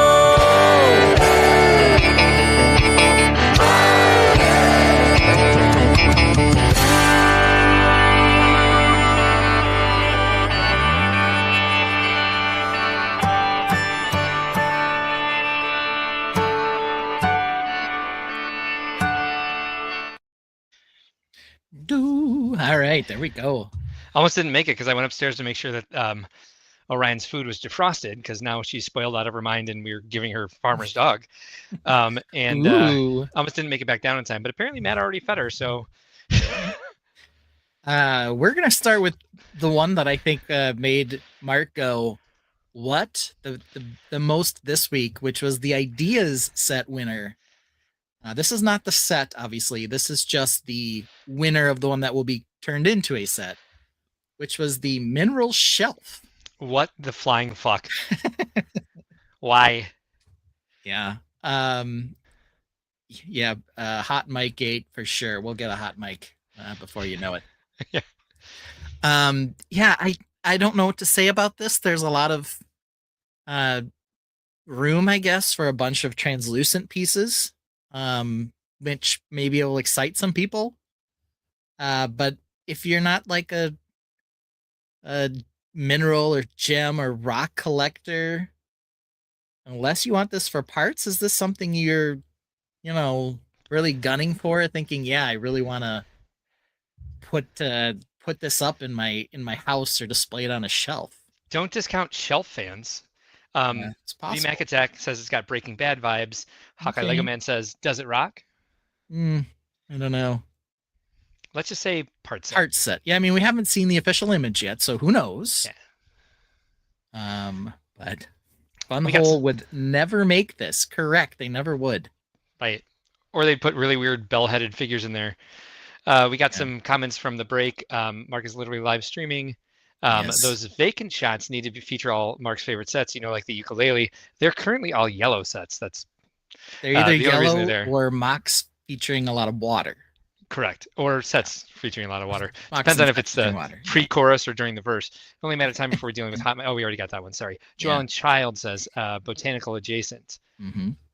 Modern day pet rock. Hey, who knows? Paige Pritchard loves it for a decor piece. Probably get a second one for all the parts. Okay. This is not fun or whole. Well, so we found at least one person. Paige thinks that this is a nice little bit of accoutrement or whatever it is we want to say. A tchotchke. Oof. I like accoutrement. Accoutrement. Accoutrement. So she's putting it up. Fun words. Possibly. So, it's like saying Wolf, Mass Shadow, Dojo, Cooper, Copper, Kayak. Brick Dead Build says something we're not going to put up. Let's see. Supa is very interested in this set. So we've got that too. So it seems like there is a market for this out there. I'm just not sure that it's targeted to us bros. Maybe we need mineral bros sets as well. Who knows? All right, challenge accepted.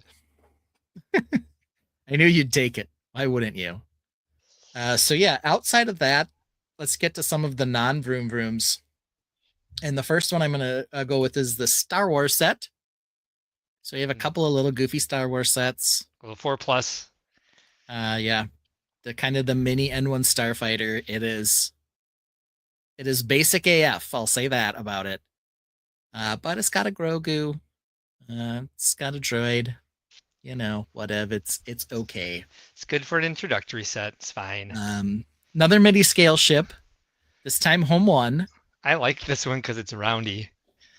Yeah, it's first of all, it's gray here. I always kind of pictured the home one and the Mon Calamari ships being more of like a brownish color for some reason. Yeah, like I would say dark tan would be nice like a in dark this. tan.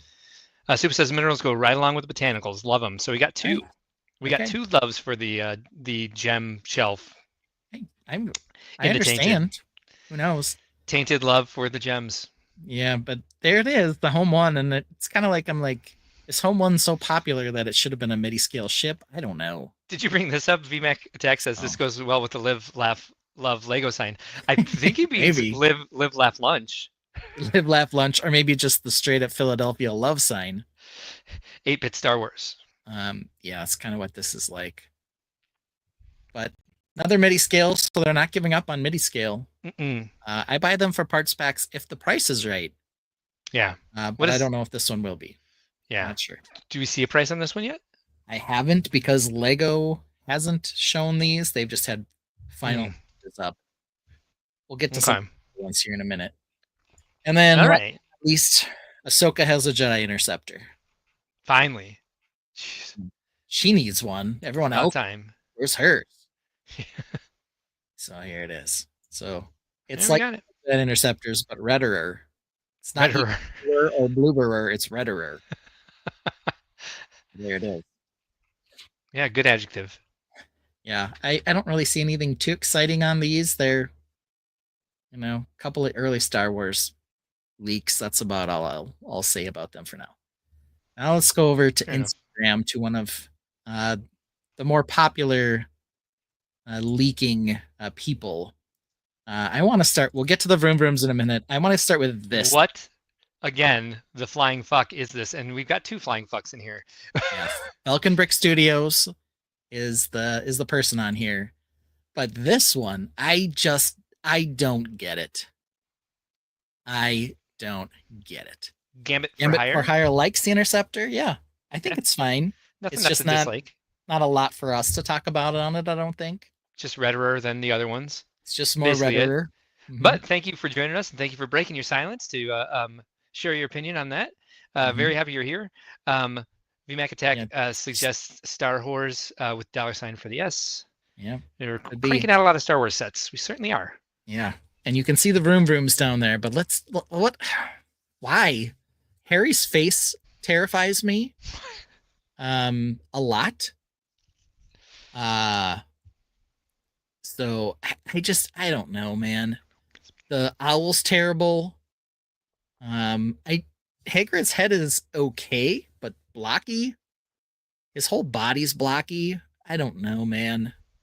It's like a rounded motorcycle with two blocky characters on it. I'm confused. I'm incredibly confused by this. I mean, because they could take any number of the elements that they used for the construction Star Wars figures and kind of make something compelling and like posable. Yeah. It's kind of like they're trying to force this in. This is hideous, says Super Hot Bricks. This is hideous. Yeah, this is hideous as all get out. But like the Wednesday sets or the Wicked sets where they did Brick Built Friends figures. Yeah. They're like, oh, we could do that with regular minifigures too. No, you can't. Not yet. You can't, because nobody wants this. It's a nightmare. Lego Team B says this has to be Lego playing games with the leakers. Surely. I mean, you got box art and everything. Hagrid's 5-head. Oh, go ahead, sorry. It's 5-head. It's more than a 4-head. I would say that Falcon Brick Studios only really seems to put out anything that's real. And this has been shown on a lot of places. It seems like it's a real thing. Yeah, Joellen, I get it. Joellen's guessing that because the Lego Masters people are requesting character sculpting, hence this and the Wednesday sets, this leaves a lot to be desired, though. Yeah, quite a lot. This is even, like the lifestyle shot is even worse. Yeah, there it is. That sidecar looks obscene. I'm just gonna say it does. Hagrid feels like a brickhead. Yep. It kind of looks like the sidecar looks like a sleek dog face. Harry getting some pareidolia in there.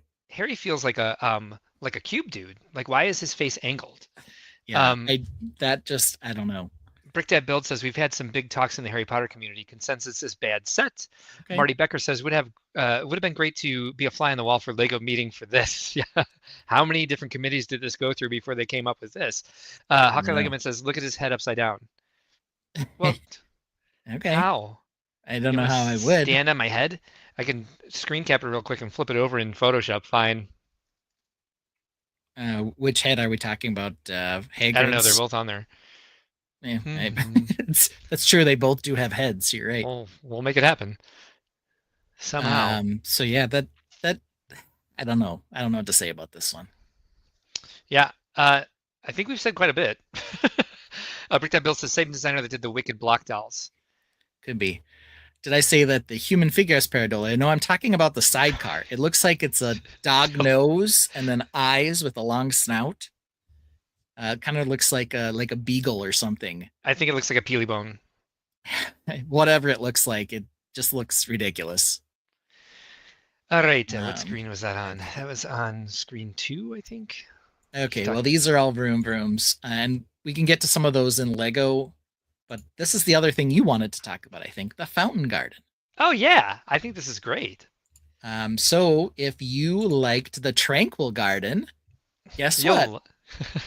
Now you can build the fountain garden. I like those arborvitae. I've been trying to figure out how to build one for a long time. And look, they just did it. They just went, yeah, we'll just use a bunch of Wolverine claws. Yeah. Which I have a bunch of those now, but I was using them for grass. Yeah. I don't know if I want to go ahead and do that with it now that Lego's already done it. I'm assuming based on the scale that this butterfly is enormous. This is a freaking Mothra over here. Look at this thing. Well, the bench is a 2x2 tile, is it not? I guess. And the bird would, also be wickedly out of scale. It just kind of looks strange. Maybe it is minifig scale, I guess. It's just kind of strange. I don't know. All right. I am almost there. I got nothing. So we got a couple different angles on this. It's got some decorated tiles of various types. As well. Mark's laughing about something. Oh shoot, it's not gonna let me do it. And there's the various trees that go in the little slots. All right, how can I do this? So I'm trying to turn this upside down so everybody can see what Alex is talking about.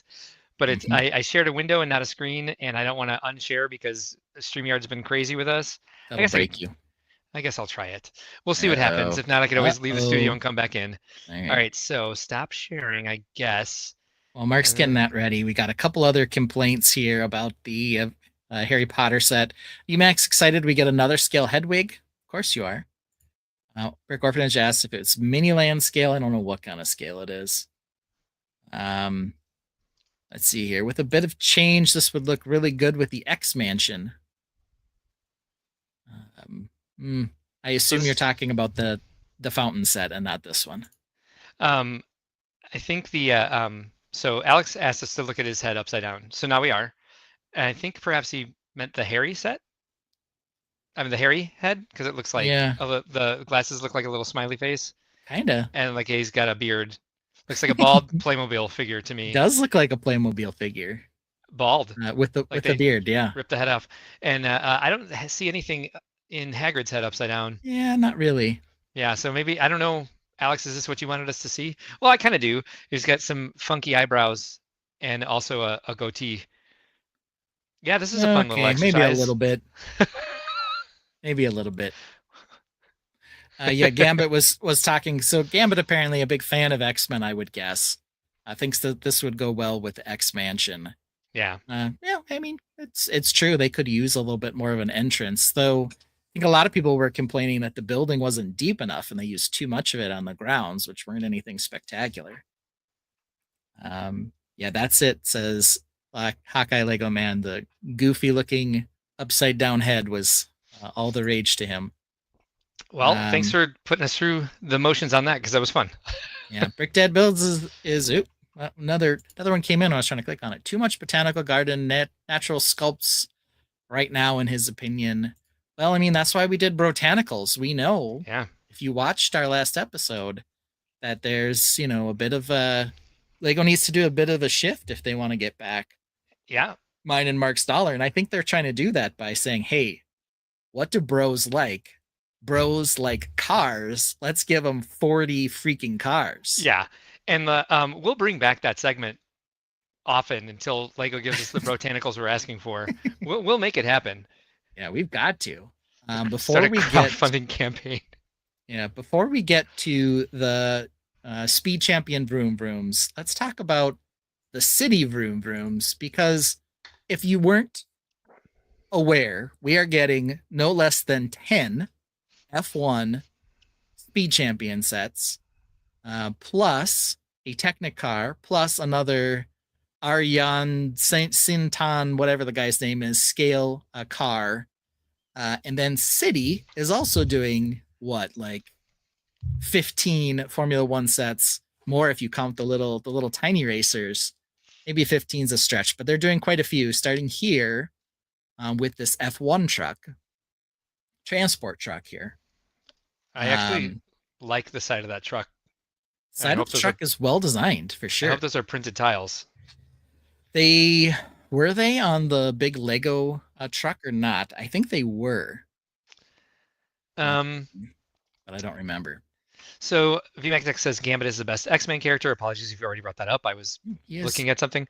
Hawkeye Legoman says at least they're not the Lady Liberty architecture's face. I humor myself a bit too easily.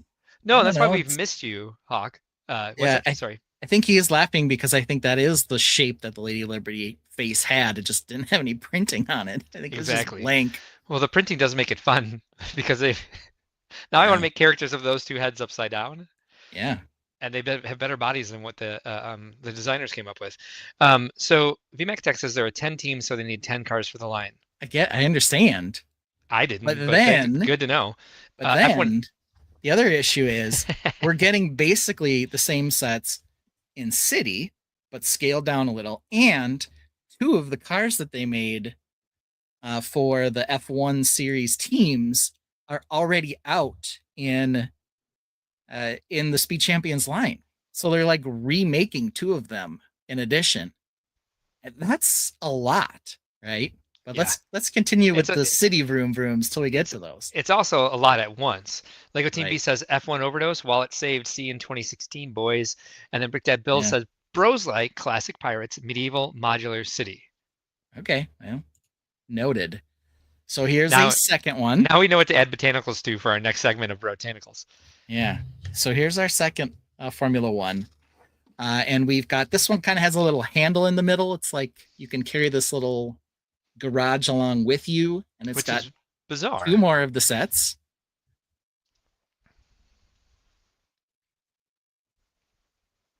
What? F1 equals favor to a friend. Hashtag paid for IP. Okay. VMAX Deck says Lego murdered my wallet with these. I know it's kind of like, and they're all up for pre-order. So Lego must think these are going to do well. I mean, they obviously have the research. They've been doing Speed Champions and all this F1 stuff for a while now. And then just think about when I was looking through, I don't remember what I was looking through, but for some reason I was looking at a lot of old Speed Champion sets. And when they were just using like slope curves next to each other or like roof slopes next to each other, they've come out with a lot of new molds to make the cars look sleek and make these sets look really good. And they do look good, and they're giving us great pieces to work with in other areas like space and rock work and things like that. And I think that's more of it. And that I think when we look at these, that's part of what we're going to have to try to evaluate, is because to non-F1 fans, like some of us are, a lot of the cars look similar. There are changes in them, though. They're not all exactly the same, but I'm sure there are some parts and some other things that we'll be interested in. Oh, wow. But here we have two more teams, the Mercedes team, and I don't know what the one with the A is. But again, we're going to see this Mercedes car, Mercedes F1 here. They already have a Speed Champion set, and they're coming out with another one. So you'll have 3 versions of that car in the last 4 years or 3 years. So there's that one. Here's a red Ferrari one. So here's the Ferrari car. We're also getting this one, as you can see down here, as a Technic supercar. So we're getting 2 of this guy here, actually 3 again, if you consider the fact that they're making a speed champion. Right. Here are 2 more of them racing. I think it's a Sour Racing, and I don't remember what the other one is. VMAC Attack says Alpine. Not sure Could why. be. That's probably what the last one was. Lego Team B says, yep, my Aqua and Deep Purple rock work is going to be next level. Yeah, this set I don't think is wonderful on any front. I don't even see any parts that I'm really thinking, oh, that's cool. Yeah. Some of these look really similar to each other. I just went through the coming soon stuff and I was like, why'd they put 2 pictures of the same setup?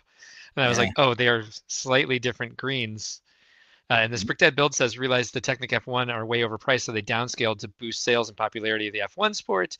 Chris, they're probably trying to hit different levels of the market too. Like there might be a lot of race fans out there that aren't Technic fans, but are city fans, and vice versa. Chris Cummings says the F1 sets will be nice for those with a giant playroom with colored carpet squares to set up a raceway. And then VMAC Attack says Sauber and Williams. Those are the last 2, sure. We should have brought him on for this. I know this. He could have said stuff about this stuff that we have versions of this one. Certainly can't. Yeah. We've got 2 other ones. 4+. So must be the other 2 we're missing in the 4+. Williams and Haas F1. Looks like. So the city sets are F1, and more F1 that they've leaked so far. Okay, and then we can actually see these on Lego, so we'll do those on Lego themselves. Okay, and then the last one they have are these adorable little mini racers. Dear Lord. So much coming out. Blind box F1 mini racers with new helmets, I guess, is maybe the attraction. Yeah. But there they are. There are 12 to collect, but VMAC tells us there's only 10 teams, so there must be 2 special ones in here. And he probably knows exactly what they are, but I don't know. So, something with the go-karts. Yeah, I think this is kind of go-karty, I guess. But there the 12 of them are, I guess, lined up. Are they blind? Like you don't know what you're getting until you open it? Yeah. Okay.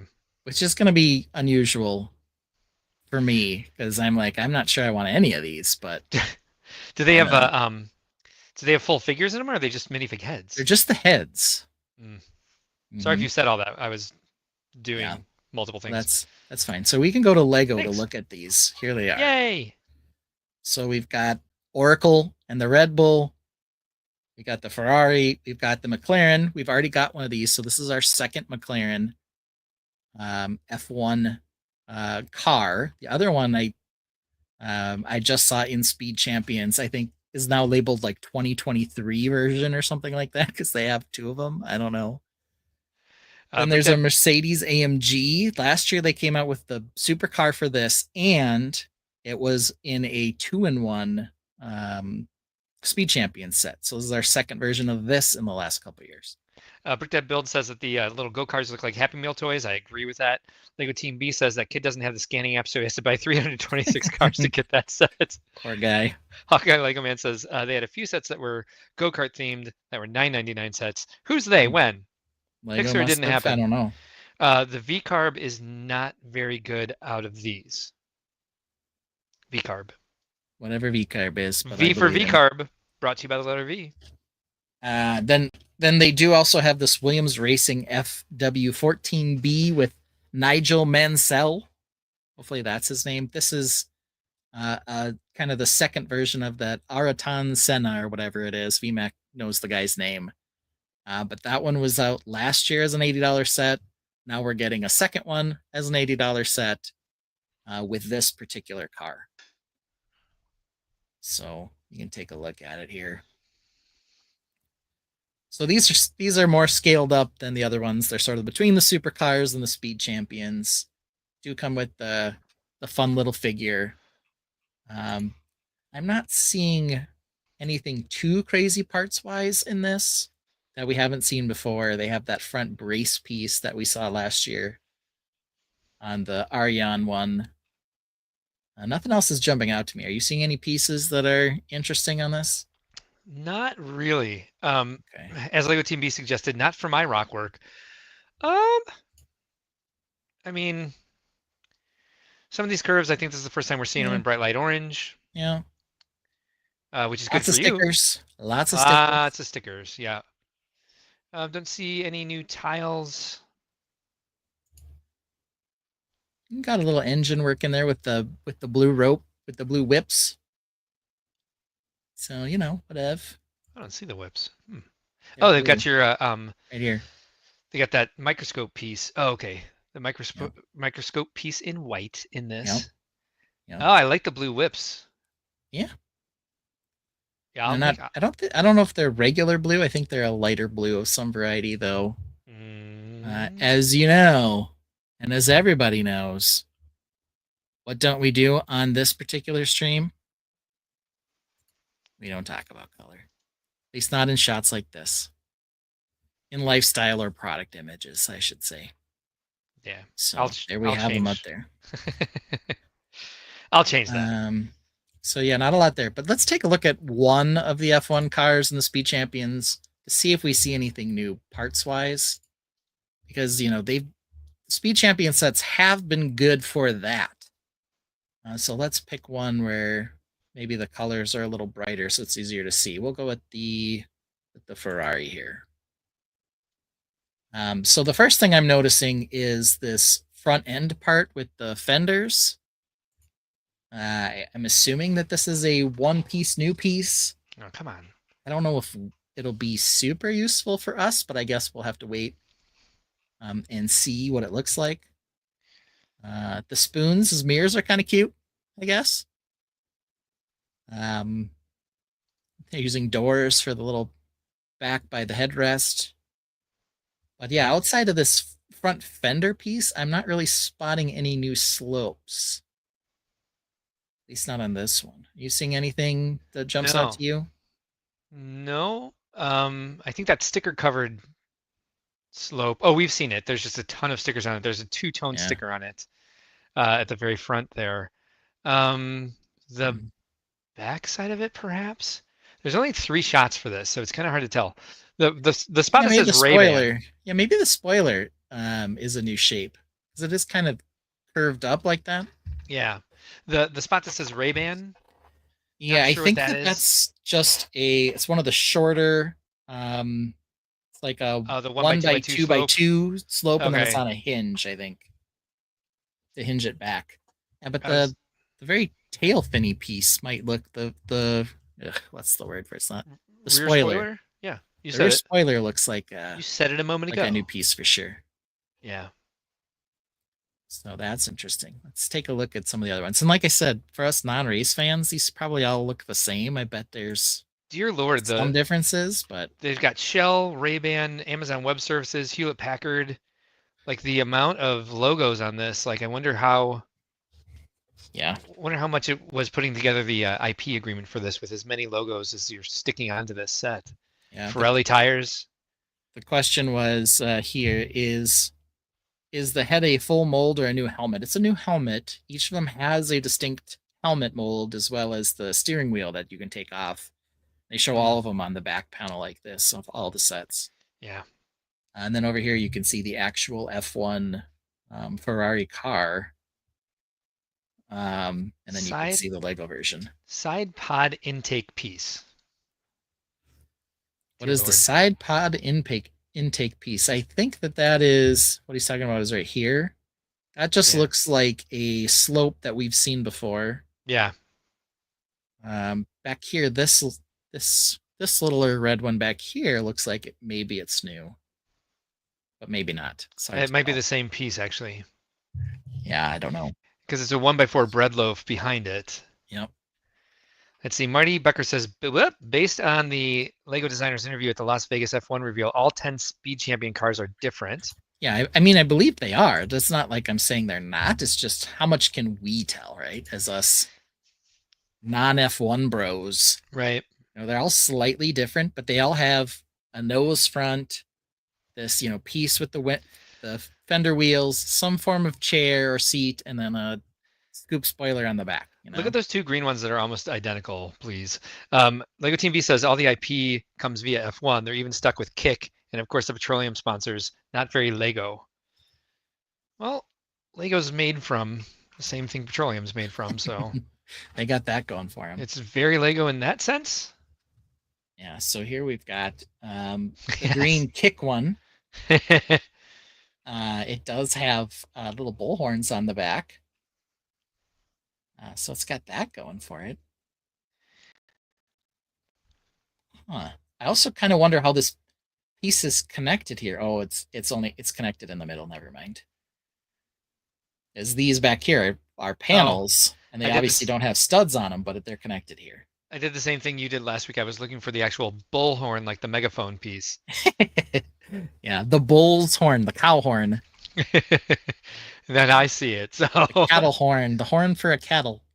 For a bit of cattle. Yeah, maybe that piece in front, the curve slope, the longest curve slope at the very front of the car. I don't think we've seen that. Oh no, is that a 1x4? That might just be a 1x4. I might just be looking at the scale wrong. I think that's just a 1x4. Probably got some stickers on it. Yeah. Trying to count the studs along if I can. It's definitely longer than 1x4. It looks like 5. It looks like a 1x5 slope. Mm-hmm. So maybe it's new. Yeah, that'd be nice to see more of those. Maybe it's what all color it actually is. I think it's great. Well, I wonder if it's all one piece with the rest of this, but I don't know. It could be like one super F1 front end piece. I don't know. Yeah. Hard to say. Okay, so there's one of the green ones. I didn't see a lot of new slopage on that one. We'll look at the other one, which, as you have pointed out, is, drastically different. That's right. I'm picking a different one this time, everybody. This one's dark green instead of regular green. Nope, it's still green. So here it is. Even the driver is only slightly different. He's wearing all green. Now, this one was in a 2-in-1 Speed Champion set as well.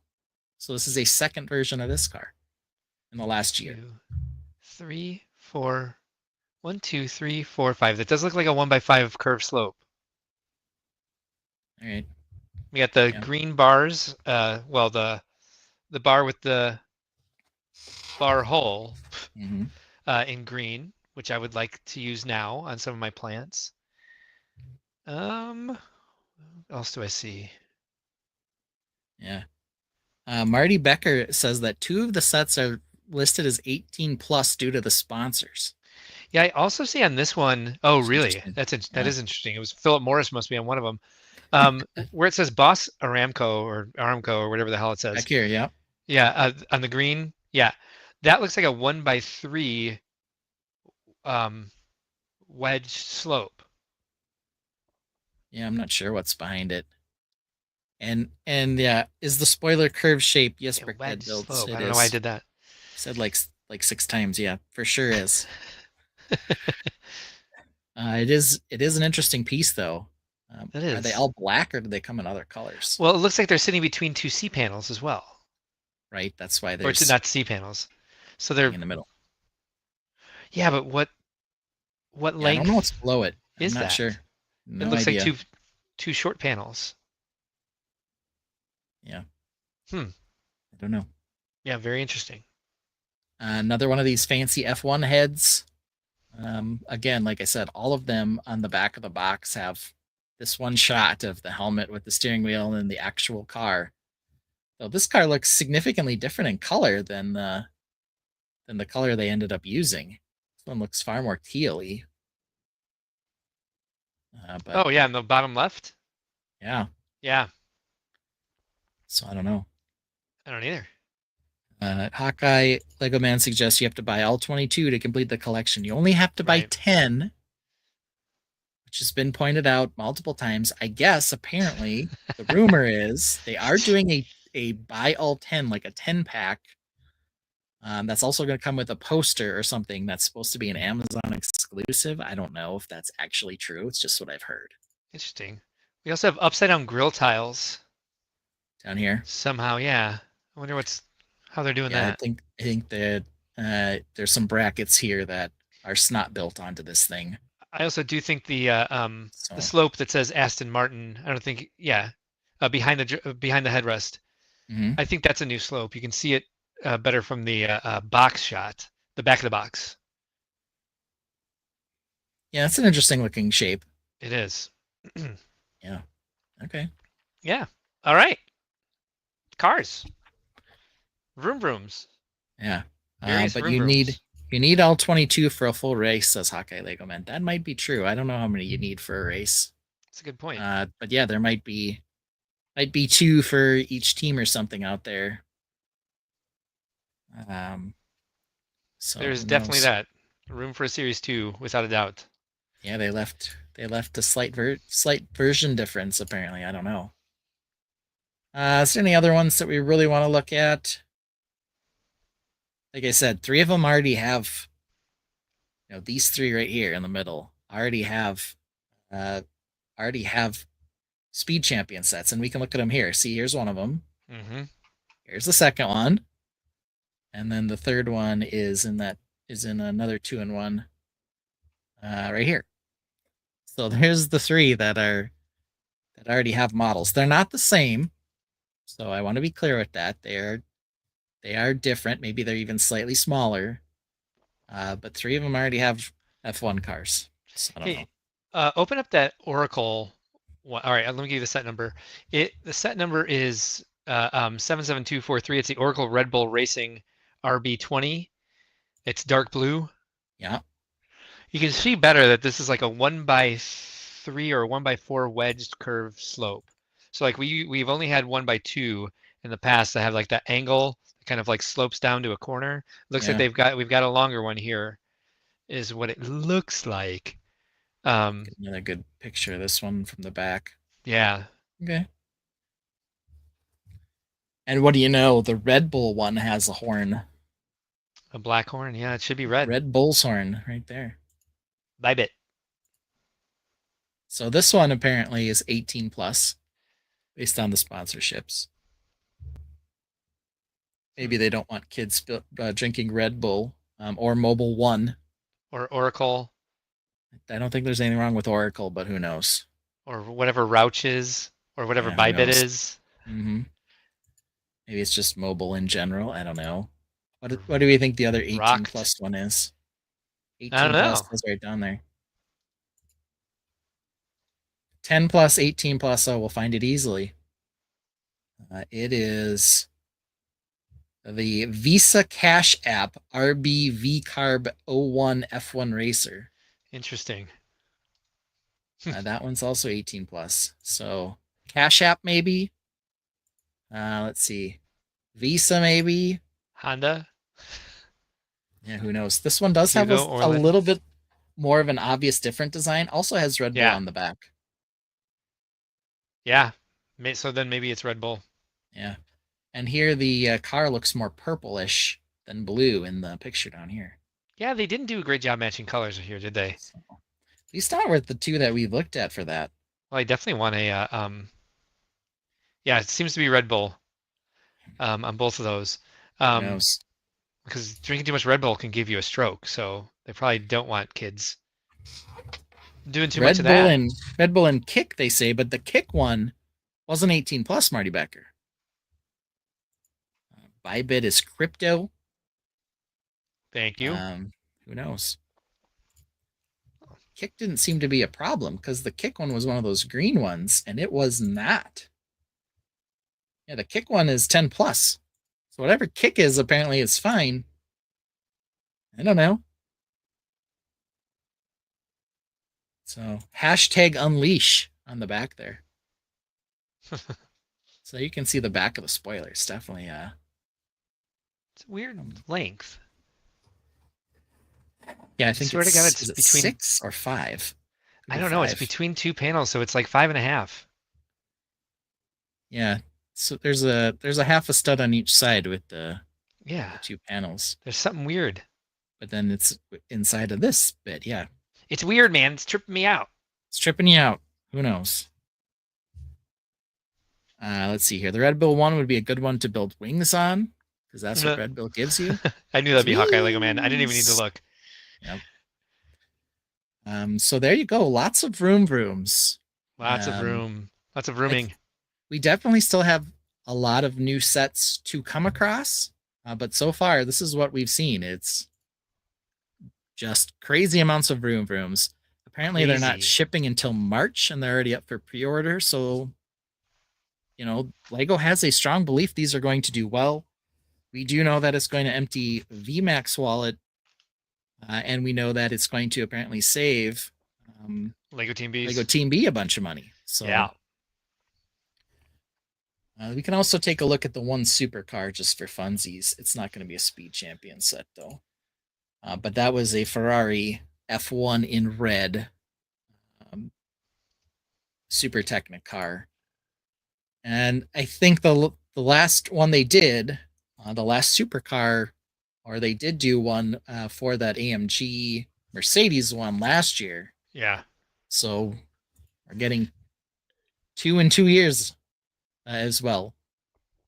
So there's probably tons of differences, but the first thing I see on this, it reminds me very much of the AMG one from last year, but red instead of black. So I don't know. So who knows? I never looked at that one very much, so I'll just take your word for it. Yeah, I mean, it had a lot of cool parts. It had some wheel steering mechanism stuff that was good. It's using some new parts for that, but yeah, it's not necessarily what I would spend my time building. Though I will say that with the poster things that shell cases have come out with, they look really brick shell cases have come out with. They look really cool on those. Oh, no kidding! They look incredible on that. I would buy one of these just to get one of those brick shell case posters.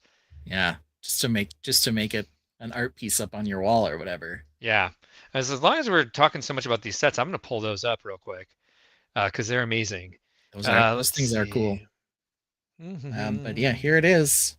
I guess there are going to be some people who love them. Let's see here. VMAC also says there was a McLaren Technic 2 years ago.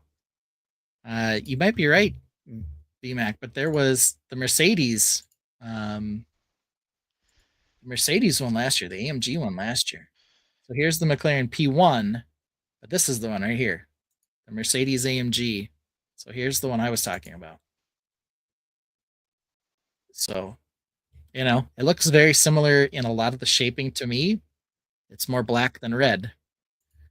But outside of that, it, you know, strikes me as very similar. And I could be crazy. Maybe they're wholly different and you F1 guys can tell. But for me, they look very similar. So if you guys are into the Technicars, you got to get over to Brick Shell Cases and check out this product, which is amazing. I think this is beautiful. I would want to decorate with this. This is the only reason I would actually get these cars is because I think this looks amazing the way that these are mounted. So it's brickshellcases.com. You've got 3 examples right here: the Porsche 911 GT3, the Bugatti Chiron, and the Lamborghini Cyan. But there's quite a few others that he sells, but plus this. The wall mount display for Speed Champions cars. This is a magnetic front. You hang this on the wall. You put your favorite Speed Champion cars in there. $140. Let's see, where is the other wall mount displays? Oh, he had one for the AMG, for the Mercedes AMG one. I saw it. There it is. This wall mount, that one. Yep. And this is $25, which is fantastic. So, yeah. That is very cool. I love the one that, you know, that utilizes those colors, but this is basically what you end up mounting on the wall. And apparently it just studs on there. Is that right? Yeah, looks like it. Yikes. Just trust in gravity there. I would expect some hooks. I don't know, but there they are. There's a third does look very one. Cool. Let's see. What was the other one? That one. Yeah. For the Porsche RSR. Yeah, this one's $160 for some reason. What are we comparing it to here? Hold on. Is this an actual? I think they're just comparing it to the poster we based it off of, maybe. Because is this a Lego set here? I don't think it is. It looks like it might be, but I can't tell. Let's take a look. It's very cool. Oh no, it is. Yeah, it is. Well, what do you know? Cool. Yeah, so lots of great stuff on here. He does a lot of sports Brickworld in a lot of ways. Had some really cool exclusive merchandise from Brickshell Cases last year that had our logo, Sig Fig lanyard, the exclusive set case, and they'll be back this year, of course. And we're always carrying their product in our merchandise booth, so stop by the Brickworld merchandise booth to check it out as well, of course. Yeah, Ben's got his right here. Let me take my screen off here. Remove from stage. Brickworld logo branded up at the top. I put it up against my skin, and it's still see-through, so you can't see it super well. But there you can see the Brickworld logo. Yeah. With the minifig inside, and then the brick shell cases / Brickworld dual branded lanyard that came with it. Nice. So a very cool little trinket if you go to Brickworld and want to support Brickworld and Brickshell. So yeah.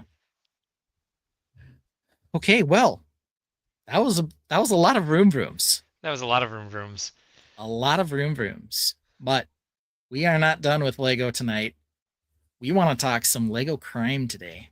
We sure do. And since we're at the next hour, I not only should use the bathroom just so we don't have to take another break. I don't necessarily have to at this point.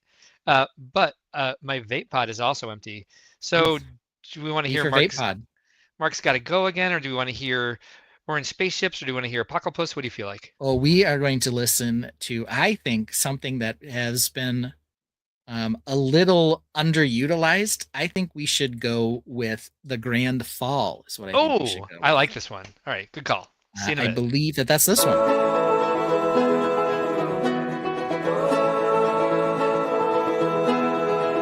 Larry's castle stood so tall, we all sat in awe. Think outside the blocks gave a round of applause. Proud and inspired, Larry showed the grand hall. Physics took over, we all watched the grand fall.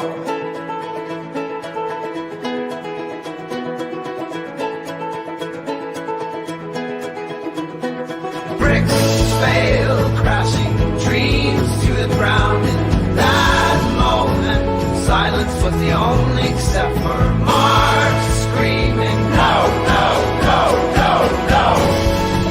Troy was grabbing a beer, hey, what happened, bro? Yes, I pulled a moto. No, you didn't. I did.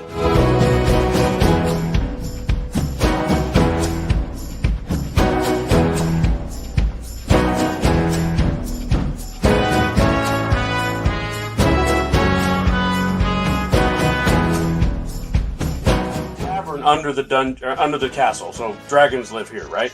Oh my god, yes. Level 1 dungeons. We got kitchens. This is a double high. This is the grand hall. No, no, no, no, no, no, no, no, no. Like the grand hall. I believe everything happens for a reason, and maybe this reason is for you to rebuild it better, bigger and better.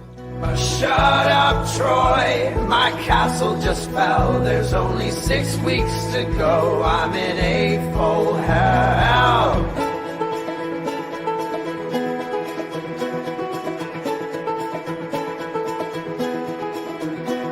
Bricks fail. That song wrote itself. Yeah. This is a good one. Hawkeye was voting for Orange Spaceships, which is a great song, but this one also a true classic. Super Hawk loves this one, and Hawkeye Lego Man gives it this face when the castle falls. And of course, I love that song because I love putting up this banner every time it is said. "Shut up, Troy" is the best line in any song we've ever done. Absolutely. And that's the entire song was based around that moment. I remember going over the footage and doing the supercut of it. I was just like, oh, this song needs to build up to this moment. That's why I built in musical breaks in there so that we can get the parts of the show in there. Yeah. From Friday Night Bricks, which if you haven't watched, you should check it out. Friday evenings, Friday Night Bricks on YouTube, 7 p.m. Central. 7 p.m. Yep. But yeah, that's a fun one. It's got to debut at Brickworld. Yes. And probably the closest our GarageBand has ever gotten to mimicking an artist that I asked for, dangerously close to mimicking an artist I asked for. There you go. Yeah. So we're on to Lego Crimes, huh? Yeah. Gambit for Hire says that was good. Gambit, got, if you're newer here, of course, you should like and subscribe. We have got quite a good back catalog. And let me tell you right now, if you came here just to hear about Lego and you don't like nonsense, then you can turn it off now, because we get nonsensey in the third hour. And let me tell you, there are some very classic bits, or at least we think they're classic, in the third hour that have inspired songs. Yeah, so if you like that one, check out the back catalog. There are more songs and more ridiculousness. Yeah, I would say I think the 2 other episodes that we've had of Lego Crimes have been fantastic. 2 of my favorite episodes, episode 8 and episode 41, I think. Okay. But you can see them in the backlog if you go to our YouTube channel, go to the live, not the playlist, just go to the live setting, because I haven't added all of our live streams to the live playlist, just because it's one of those things that slips through the cracks like everything else. But we've had, out of all of the 7 really great Lego crime cases, and I love mixing true crime and Lego. How have you felt about our Lego Crimes episodes, Ben? Good. I think the first 2 I attacked with a little different gusto. This one I saw more as an opportunity to talk about something that I've kind of been interested in, and that is Lego and intellectual property.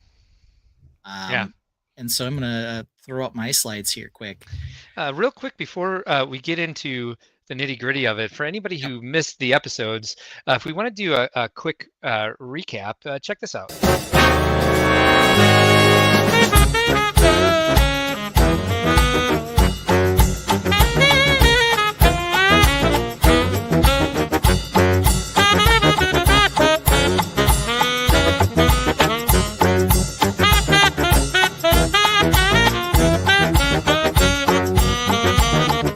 Victor Smash sets in a jealous rage. Lego man dealer on a drug rampage. Olympic champ, amputee, selling Lego from her armed crime spree.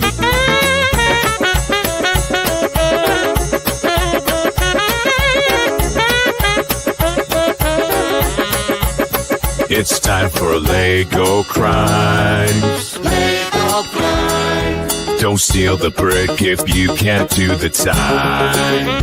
It's time for Lego Crimes. Lego Crimes. Think outside the blocks, we do this sometimes.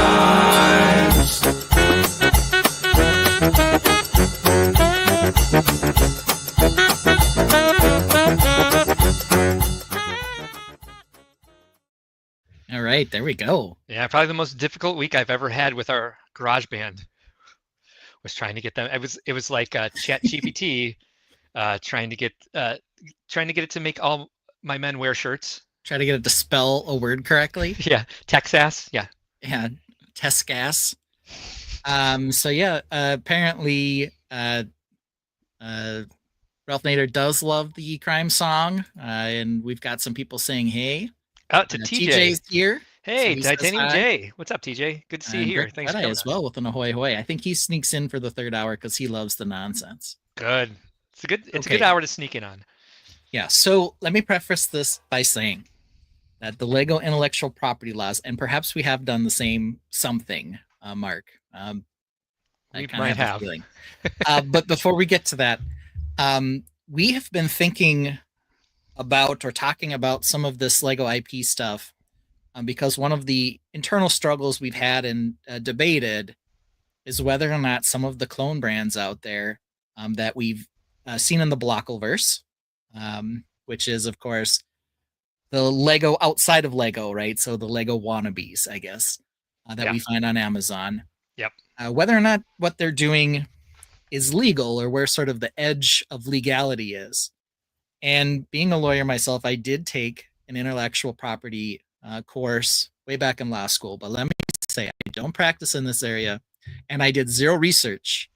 For today, I just wanted to share, sort of as I put this together in my brain, what the intellectual property law is that protects Lego, and therefore what is sort of inside the sphere of protected and what's not.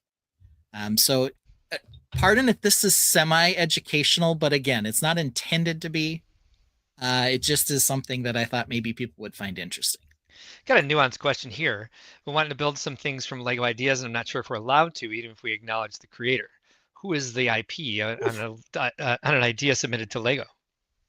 Well, see, I don't want to get into those questions. Those are too tricky. But I might give you enough information that maybe you can get some idea of what that might mean while we go through this. VMAC Attack has a decent answer here. You can build whatever you want. You just can't sell it. Crediting the designer is always a good nod. Well, right, you that go right might ahead, be Ben. true of VMAC, but we'll get into that. So the very first thing I think that people think of when they consider what might be protected is patents, which are really designed to protect inventions. So the inventor can turn a profit for creating something that's novel, new, or non-obvious. And usually these things have a limited window of protection, something like 20 years. And you have to apply for them, right? And say, I've created a new invention. Here's some technical drawing or a description of what it is. Please protect this. And then anyone who tries to create that same thing in that 20-year window can get in trouble. So Lego has had a number of patents over the years, but their stud and tube system in general is well expired.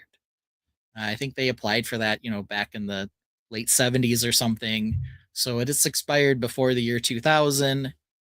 So the actual system of interlocking bricks is no longer patented, but this law probably protects new element designs, assuming they are non-obvious, I guess, that Lego comes out with now. So that's possible that if a competitor makes a non-obvious new piece, that they could patent and protect it for 20 years themselves.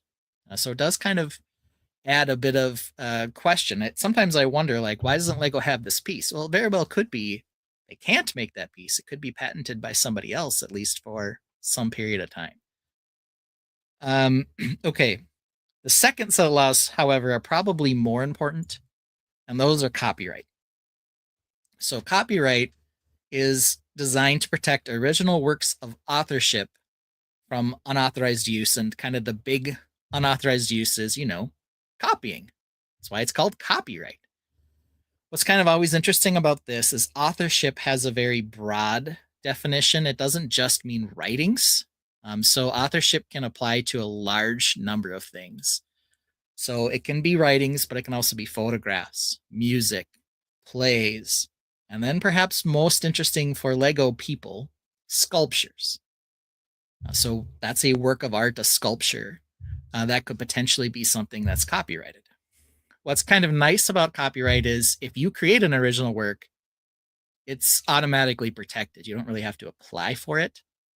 It just sort of exists, as far as I know. They last a lot longer than patents, which have a 20-year span on them, or 20-ish years, something like that. Again, I didn't do research. This is just from my memory. But I think for purposes of copyright, it's the entire life of the creator plus a term of years. It's different for corporations, but it's probably also a very long period of time, like 100 years or 70 years or something, a big chunk of time. So question then would be, what can be copyrighted? Well, I think for sure these things would be copyrighted. Set art, lifestyle shots, instructions, and product images. What probably also is protected is the design of an individual set. If I had to guess, that probably comes close to a sculpture.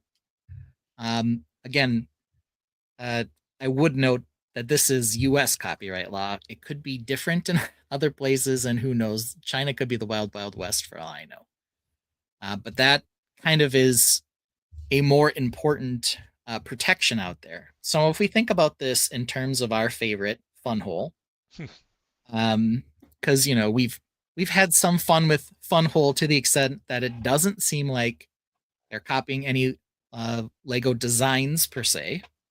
They are creating instructions, but they're not the same instructions as the Lego work.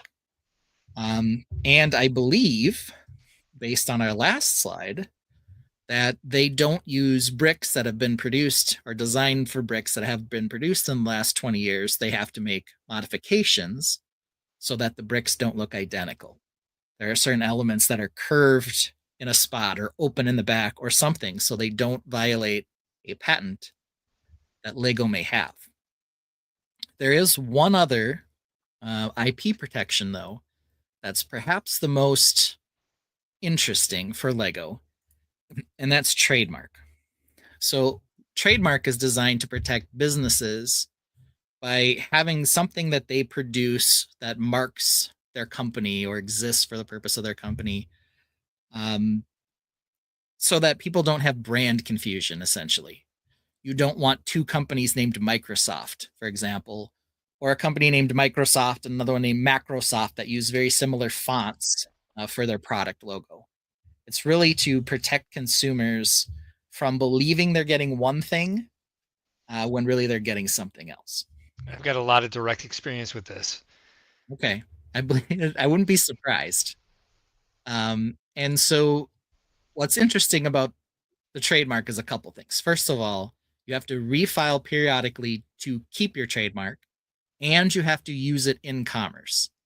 So if you have a name of a company that has a special script, like Brickworld, for example, and you stop using the name and you don't refile for the trademark, you can lose it.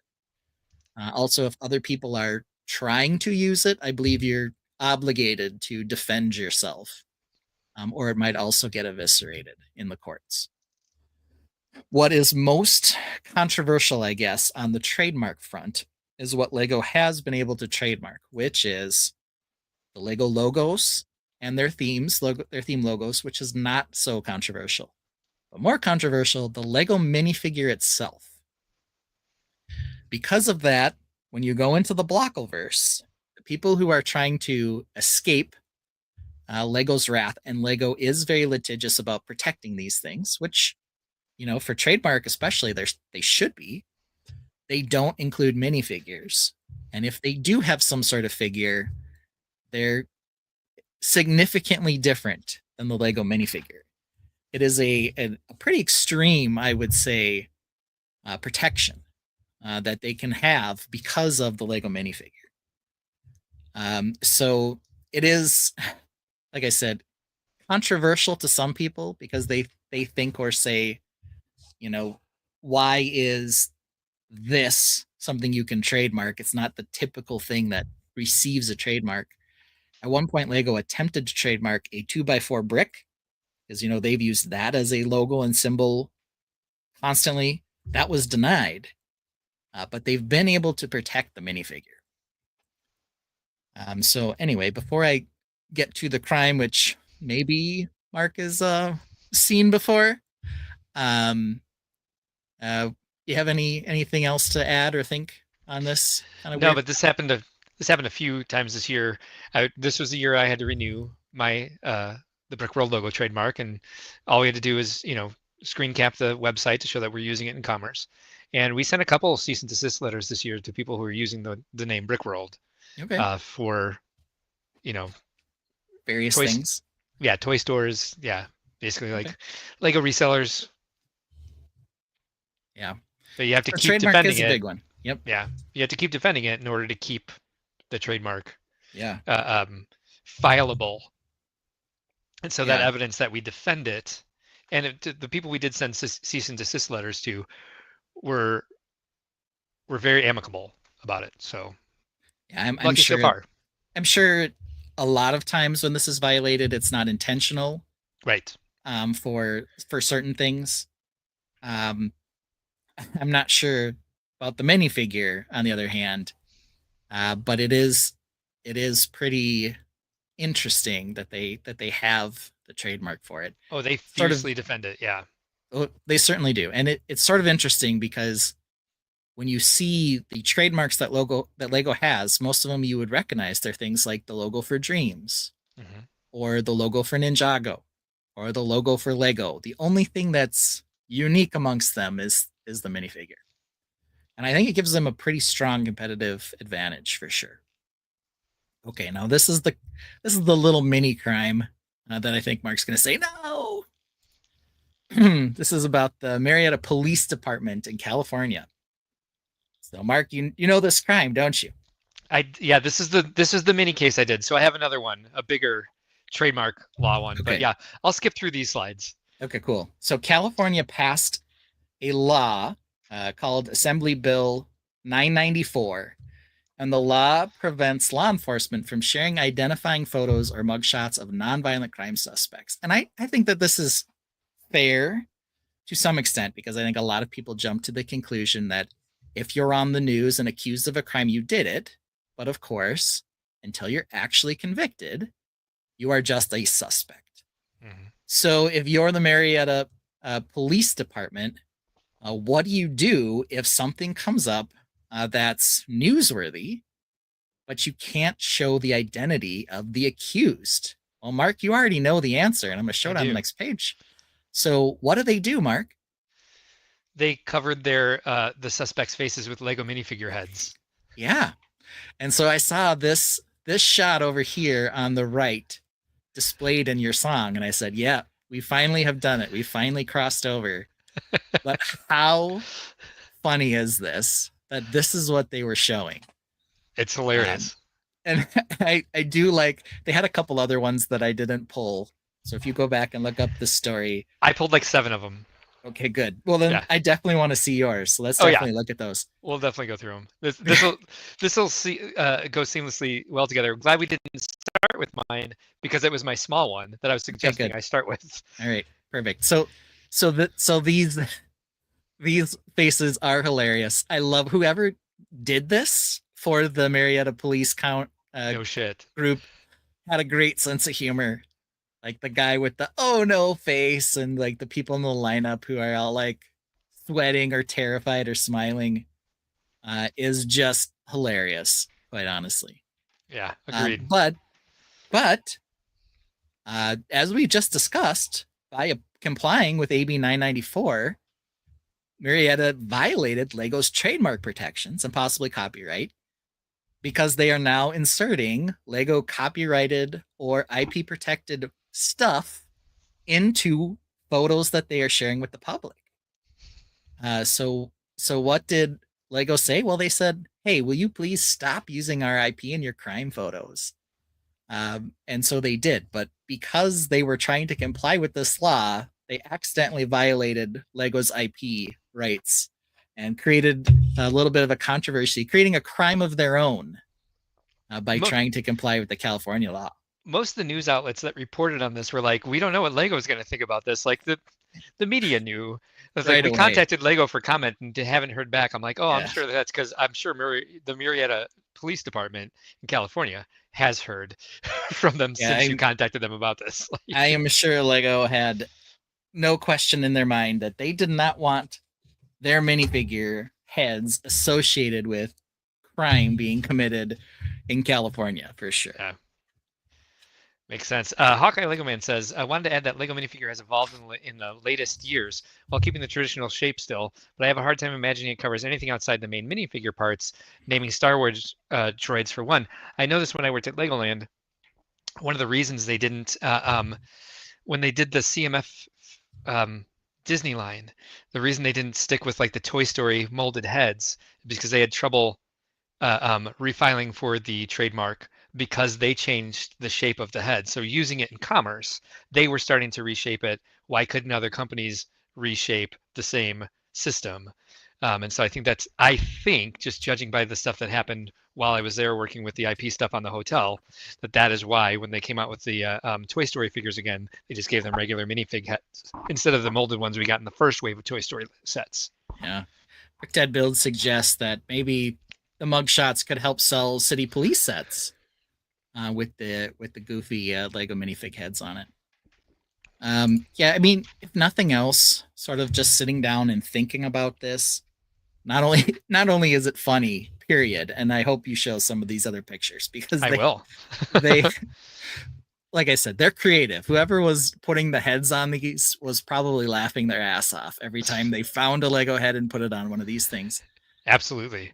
But hopefully that also helps you to some extent. Again, wasn't supposed to be educational so much as anything else, but put some idea as to why other brands, when they're producing Lego-ish sets or Lego clone sets, are doing what they're doing. there are definitely people who cross the line quite extremely by producing actual sets that Lego is also making. Those are definitely or should be protected. And if you're buying from them, you are assisting in their law breaking. They're trying to turn a quick buck off someone else's work.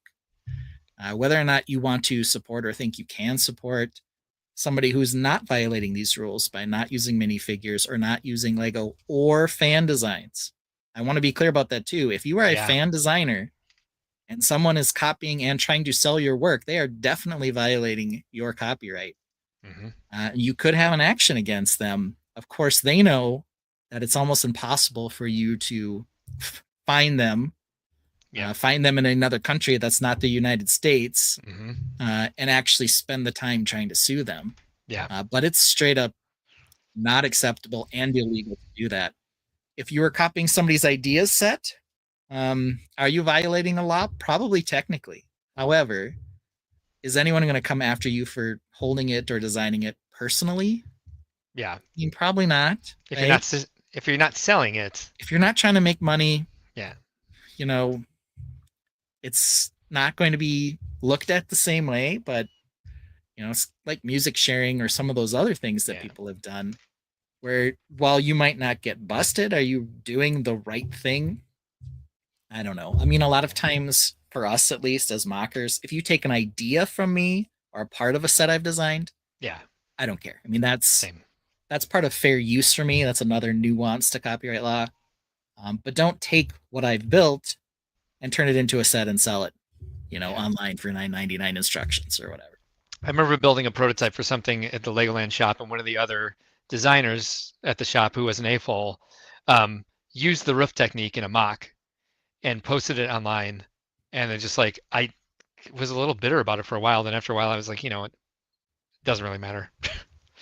He didn't necessarily know that it, ever have seen it. Perhaps it was like could be a relatively common solution for something. He was using 2x2 round tiles as a tiled roof. This is before they had the quarter and the halves of the circle. And I was like, at the same time, it's like he may have walked by and it just like bled into his subconscious. But yeah, at the end of the day, it doesn't matter. And people make how-to videos, right? Yeah. And so they're telling you how to do it. Exactly. I think fair use-wise, then you could definitely build what they're instructing you to build. But what you couldn't do is repackage their video on how to build that, put it into a collaboration or connection of like 50 how-to videos and try to sell it without their permission. I've definitely become more along the lines of like sharing the techniques so that other people do use them. And so like trying to patent that's it what we for do yourself. on the show. Yeah.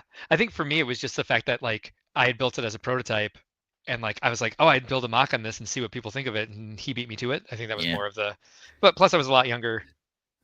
A little There's bit more always some testosterone. Of that. Yeah. Lego Team B says, okay, I'm taking down my rebrickable Falcon Crow Bees Keep instructions now. You could turn out instructions for it that fast. You're welcome to them. Quite honestly. No shit. That would be impressive. Just bring me some more Tim Tams next time you come to Brickworld. Is that what they're called? The delicious little Australian treat. Oh, this is the best little care package ever from Lego Team B. Yeah, I still have my Vegemine jar. I probably won't open it, but I do love that it says Totby on it. So there we go. Yep, Tim Tams. Yep, Tim Tams. Yep, Tim Tams. All right. Well, we're getting close to the second half of this hour, and we know Matt likes to eat around 10. So let's get to it. Try to move through this quickly. Here's my Lego crimes. This is the placard V Macatech said we should have. Makes me want to commit some Lego crimes. Yeah. But here we go. Myriad Police Department conceals offendees' identities using Lego minifigure heads. But yeah, there we go. Same one. Same one. Yep. Same information coming up here. Here's another one of them. Yes, I love this one. So previously, before they used Lego heads, they had used emojis, Barbie, the Grinch, Where's Waldo, and Shrek. Oh. Don't know why they switched to Lego minifig heads, but they did. I don't know. They're funny. Oh, I love that one. It's cuter and funnier. So yeah, this is a good one here. Okay, so this was the quote from the police department. The Lego Group reached out to us and respectfully asked us to refrain from using their intellectual property in our social media content, which of course we understood and will comply with. We are currently exploring other methods to continue publishing our content in a way that is engaging and interesting to our followers. Sure it was. I love the Santa hats added on. I mean, that makes it more festive. Exactly. It must have happened around Christmas. Must Yeah, have. I don't know where they are. That they are handcuffed to probably on a bench. They're on benches. They're in some sort of holding cell. There we go. Probably in Because at Target. first I thought they were on the floor. I don't think they Yeah. have handcuff loops. I haven't been in the bolted back to the in wall that in a back Target. room, but That's they true. might. Neither have I. They may certainly. I know Yeah. Best Buy didn't have that in their loss prevention room. Okay. I don't know what the story is here. I don't know what the depth of field is in this photograph. I'm not sure exactly. I want to know what that minifig head is. I love it. It looks like it's from Time Cruisers or like one of the yeah, something from around that time, like one of the weird pirate heads or something like that. Yeah, it would be fun to search the database and see. But yeah, okay, so here moving on to let's expound upon trademark law. Let's go international trademark law. I always had kind of the feeling that China can get away with it. Like China was never going to stop people from doing this. You could produce whatever you wanted, but if somebody operating in China copied your product, you had no choice but to just put up with it. But that has been changing over the last several years. In this specific case, I just did a bunch of like pulling all the information from other websites and copying it verbatim. So I didn't even like do the correct thing and like reword it and tell my own story. These are all direct quotes from these articles. Probably a lot of this falls into fair use. We're okay. I hope so. But there's the credit right there. So, so this is a 9-year prison sentence and 6 million. That was the word I needed. The RMB. RMB. I'll just say that, but it is a full word like Renminbi or something like that. Okay. Fine for criminal copyright infringement of Lego sets. This happened on April 22nd of this year. That this company, which is called Long XX Company. Of course. So this is all from edwhitelaw.com. The byline was Christine Sturkle. Here are the basic things that happened in this particular case. Shanghai number 3 Intermediate People's Court confirmed severe penalties for serious copyright infringement. From 2016 to 2022, Long XX Company systematically copied Lego's products without permission. Long XX Company was fined 600 million RMB, which is approximately $87 million USD. And Chen XX, one of the company owners, was sentenced to 9 years in prison and 20 million RMB. It's about 2.9 million USD. And Chen YY was sentenced to 8 years in prison and 15 million RMB, which is approximately $2.2 million US. Other associates in the company were sentenced from 6 months to 4 years. So it shows that they were being very serious about getting everybody from the top down in this operation and protecting international intellectual property for Lego. And I was genuinely surprised to see this happening. From Ed White Law, again, the senior judge in the case, Gao Weiping, said innovation is a primary engine of development. Protecting intellectual property rights is essential to safeguarding that innovation. So I'm not sure if you have done any research on this, Ben, or if you learned this when you were in school. No. Like, how much of a change in this is this from what people used to be able to get away with in China with copyright laws? Yeah, I mean, it seems, and here's the other thing too. Like, I don't specifically know, in the European Union and in the United States, we kind of have those different branches. What's copyrightable versus what's a patent versus what's trademarkable, and it changes from place to place. I would imagine there's some level of consistency, given that we're really in an international, economy nowadays. But yeah, I think that was always the impression that a lot of people had was if they're doing it in China, they seem to be able to get away with it, or at least it doesn't seem to be as seriously prosecuted. There are some, exact Lego ripoffs. There you could see they had changed the word elves to fairies, for example, but all the box art was essentially the same. The set design was essentially the same. Yeah. And they're just doing like the bare minimum to change it enough to what? I mean, was it the feeling they were complying with a copyright law at the time or with an IP law over there? I don't know. Yeah. But clearly they didn't. And so do it blatantly, like the Magic Train Man. Yeah, the Magic Train Man.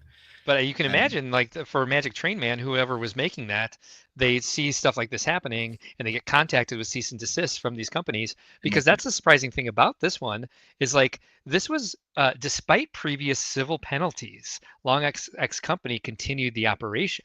The illegal sales exceeded 1.1 billion RMB, which is greater than $160 million US.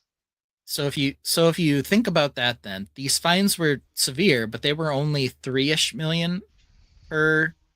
Yeah. They still had to serve time in prison. Well, I'm not, the company discounting some of that, but so they were personally about 3 million. The company itself was fined $87 million, but still 160 million. So they took about half of what was. I'm sure it's more than their profits at that point. Yeah. The way they were operating. Hopefully. But Ed White Law said that the significance in this now, if you hear squeaking, it's because Orion's playing with a toy. Yeah.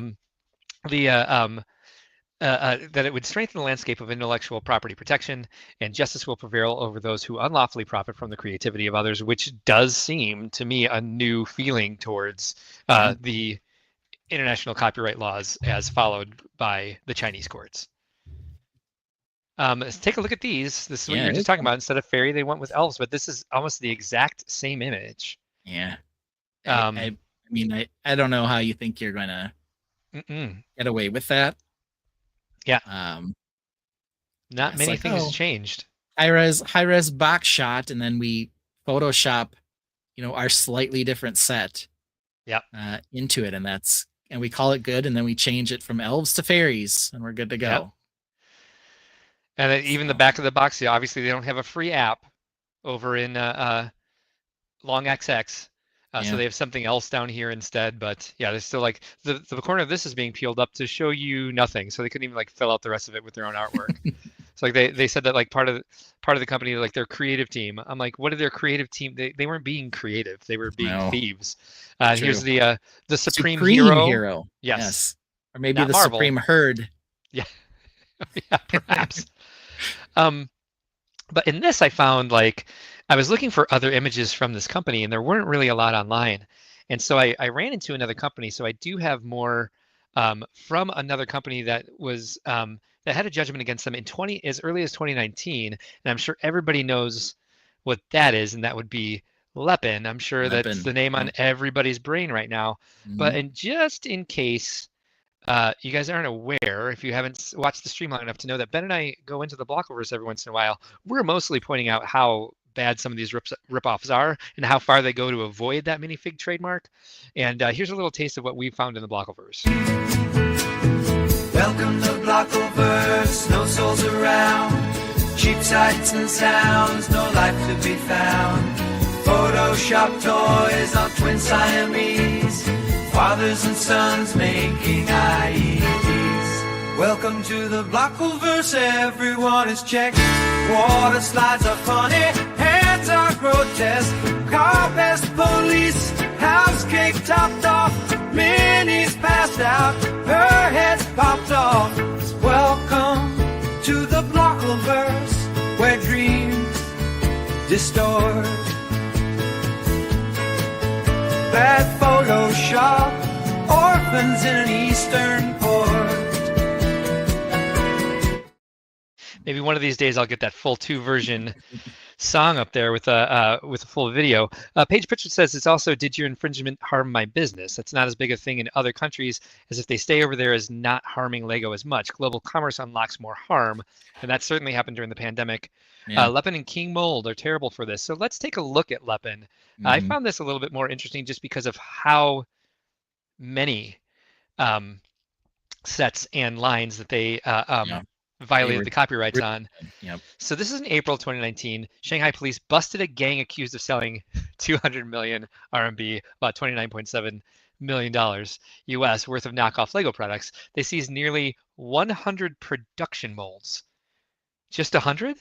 Wait till you see the stuff they copied. I can't imagine that there was just about 100 and over 630,000 Lego set knockoffs. Now it says it's a gang, like these people are operating underground, like illegally, because the Long XX company seemed to be like an actual business that like had operated for ages and they had civil penalties against them previously. This is like sounds like they busted somebody like on the black market living underground and doing this there. And according to that'smags.com, what was said about the theft, the intellectual property theft, and I forgot to credit this to the person who said it. It's not toys which are expensive. What truly matters is intellectual property, which is priceless, which again is not a sentiment I would expect to hear from a Chinese court. Yeah. But let's take a look at these. Girls Club. Yes. The box is bigger. Yeah, probably because they couldn't something. do this nice curve shape here. It's probably a little bit too much for them. Perhaps this was like just the size of the box that they had available to print on. Maybe it had something to do with that. Girls Club. Her name is even the same. It's Andrea. Okay. Here's Nexu Knights. Nexu Knights. And Ninjog. Back here, you can take a look at Star Plan. Star Plan. Yep. But more fun for me is Star Winners. Star Winners. Yeah, change an A to an N and it's totally different. I mean, they've got a picture of Kylo Ren on here. Like they're flirting with messing with Disney and Lego. I'm not with Disney. Sure what these names down here say, but that looks like it says Chewbacca. Yeah. Maybe it says Cluebacca or Clawbecca. Yeah. Street View. Street View. All right. This looks like the exact same picture on the front of Market Square or whatever this is called, Assembly Square. Square. I mean, this is all the same. Is this the set number for Legos? It could be. And look at the expert logo up in the corner. Like, why'd you bother? Right? Why don't you take that off at least, Is this just a sticker over the Lego logo, perhaps? Could be. Some more Star Plan. Good old Star Plan. Yep. It's 100% something. It's PVC. It's PVC? Oh, really? PVC. Oh, dear Lord. What's the clutch power of PVC compared to ABS? I don't know. I don't think this is Leppin. I don't know what this was. I just thought it was Stranger Story. Stranger Story. Right. Looks like we got some questionable color usage in here as well. Yeah. Maybe that's old, right? Yeah. The upside down, but everything down. else seems to be the same. Mm-hmm. But again, this may not have anything to do with Leppin. Of course, Star Winners. Yeah. And I think, is there one more, or was this my last one? I don't want to accidentally get into my. Oh, yep, one more. Another Star Winners. Let me check and see real quick. What do I have? Oh yeah. Okay. So here was it. So Leppin loses in court. They were found guilty on 18 counts of copyright infringement, ordered to pay the Lego Group 4.7 million RMB, $700,000. So this was not as severe a judgment, considering they had 630,000 sets still in stock when they were raided, and then they had to apologize, and of course, production. That probably hurt. This was Lego's press release. If you really want to read it, you can pause this and check it out. But that is the story of Leppin. So Lego Crimes. There you go. There we go. We're both feeling very intellectual today with our. Yeah, we certainly did go in that direction. And hopefully you learned something unintentionally and laughed. Yeah. So Ben, it's one of those nights where I have to go 3 times, and only 30 minutes after the last time I went. I do apologize. This is not common. I'm not even drinking any alcohol tonight, so I'm not sure what's going on with the overactive bladder this evening. But should we do Orange Spaceship since that was requested I got earlier? You covered. Here we go. All right, thank you, sir. Talk to you soon. In a world of bricks, there's a man named Mark, building dreams, igniting that spark. From morning till dark, he's making his mark. At Brickworld you'll find his shining art. He builds animals crossing in the park. He built Buttland, no detail too stark. With each tiny part, he's a creative monarch, building joy and wonder from dawn till dark. I do have to run to the bathroom again. Cool. Well, I can talk about this one in the intro. Hey, it made it an hour and a half. I feel happy about that. Yeah. Go better. An hour into bathroom he'll park. You'd think he drinks water like a great white shark. His prostate's enlarged and his mood is dark. Peeing freely with Orion's barb.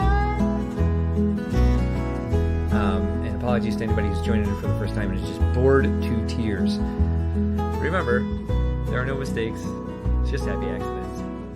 His basement flooded, blame an oligarch. No building on site, EB will snark.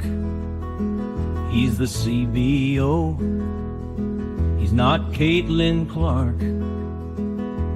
Panic building all night till he hears the lark. It's 6:57 Central, to the Tainted he'll hark. It's 3 minutes to show time, and Mark's check with Denmark. Mark gives the nod, Ben parks his remark. It's finally time for the show to embark.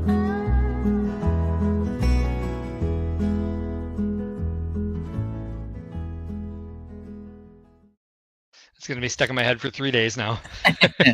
That's always the goal.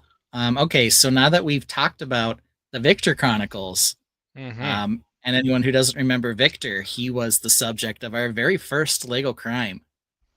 Also, anyone who is a member of Pareidolia in the chat, you can throw the Victor little logo into the chat if you want to tell everybody about Victor. But we always like to end the show with 2 bits that we like to call a close call and a rant. And today with our V's, those are vacillating and vehemently eject. Vehemently eject. Boy, we're going to get that word one of these days. Just back to the last topic, Brick Orphan, it says it's easy to knock off the sets because the molding and packing can easily be separated from boxing and instructions. And they can make a run of a set, deliver it to 1,000 little shops, and disappear. So maybe they were operating as a gang. I also said the big problem with Leppin is that they had Lego execs selling them the designs before they were revealed. Really? Is that true? Evidence, or it didn't happen? I don't know, man. Yeah, that's quite the accusation. I had never heard that. So, Mark, I'm feeling, based on what I can see here, that maybe you did some close calls this week? I did. Do you want to start with yours, or do you want me to start with mine? No, I want to do one from mine quick. Okay, go for it. Of course, we could always do Yubnub versus Victory celebration. Yubnub wins every time. But let's skip that because I want to know this. Better day for VMAC. Becoming a father, or Lego goes F1 crazy? I need to know. There's only one close call person who can answer this. It's embarrassing for him if he left the chat. If he turned it off early tonight. You think so I he guess would have bugged out when we're using his name in vain like this? Yeah, we'll have to guess for him, I guess. In the meantime, if he's not here, this is a close call. I'm not sure. I thought so. I think from what we know, he's got a few kids. Here we go. Yes, he's going with Lego goes F1 crazy. I suspected that might be true. I don't know. To be fair, the actual day when you become a parent isn't necessarily always exciting, ? But yeah, I don't know. I was thinking of VMAC today when we were preparing today because my goodness, he must have been peeing his pants with joy when every set announcement that came out was F1, F1, F1, F1, F1. Oh, and then we're moving to City. Guess what these are? F1, F1, F1, F1, F1. Just complete craziness in the F1 channel. And we got this weird little collectible thing now. F1, F1, F1. Go for it, Ben. Yeah. Sarah Dross channel member. Not surprised. Yeah. V Macadac's wife, in case anybody didn't know this. Cool. There we go. Yeah, we got our answer to that one pretty quickly. I mean, it came in real fast, so I guess not a close call. I guess not. Maybe this one will be closer. What is a better veggie at Thanksgiving? Green beans or corn? I think corn. I like corn better. I'm not a big green bean casserole kind of guy. Ugh. Yeah, I think it's the casserole picture that's really throwing me off too. Yeah, but the green bean casserole is very iconic. Corn, sometimes people have it, sometimes they don't. Lego Team B I don't know. suggests that VMAC Attack is now having more kids just so he can justify the Duplo F1 sets. Could be. Yeah, we didn't even talk about those. We don't talk about Duplo here, apparently.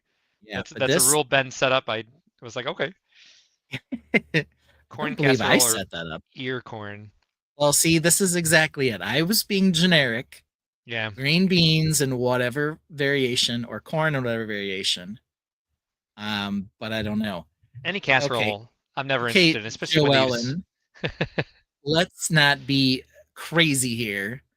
We're talking about not the botanical vegetable, but the culinary vegetable, okay? Sure, I want to specify, because you're also going to tell me that cucumbers are a fruit and that tomatoes are a fruit, and I understand all these things. I'm just saying what we consider a veggie for sake of Thanksgiving dinner. Which one are you eating? Corn casserole for the win. Looks like a lot of people are feeling the corn, but I'm telling you right now, green beans are far more iconic. Not my pick, but I thought maybe some people would be feeling the green beans. All casseroles can die. Yeah, I mean, Joellen did go technically with the green bean. Yeah. Maybe she'd reconsider now that we specified that it's not botanically we're speaking here. Oaktown's going with corn. Looks like corn is dominating green beans today. Yeah. Not so close of a call after all. Yeah. I thought maybe we'd get one. Corn is for butter. Green beans are for cheese. So what does that mean, Chris Cummings? According to these picks, green beans, says Hawkeye. Ugh. Nope, Joellen is not reconsidering. Nope, no reconsidering. Green beans it is. So we do have some votes for green beans today.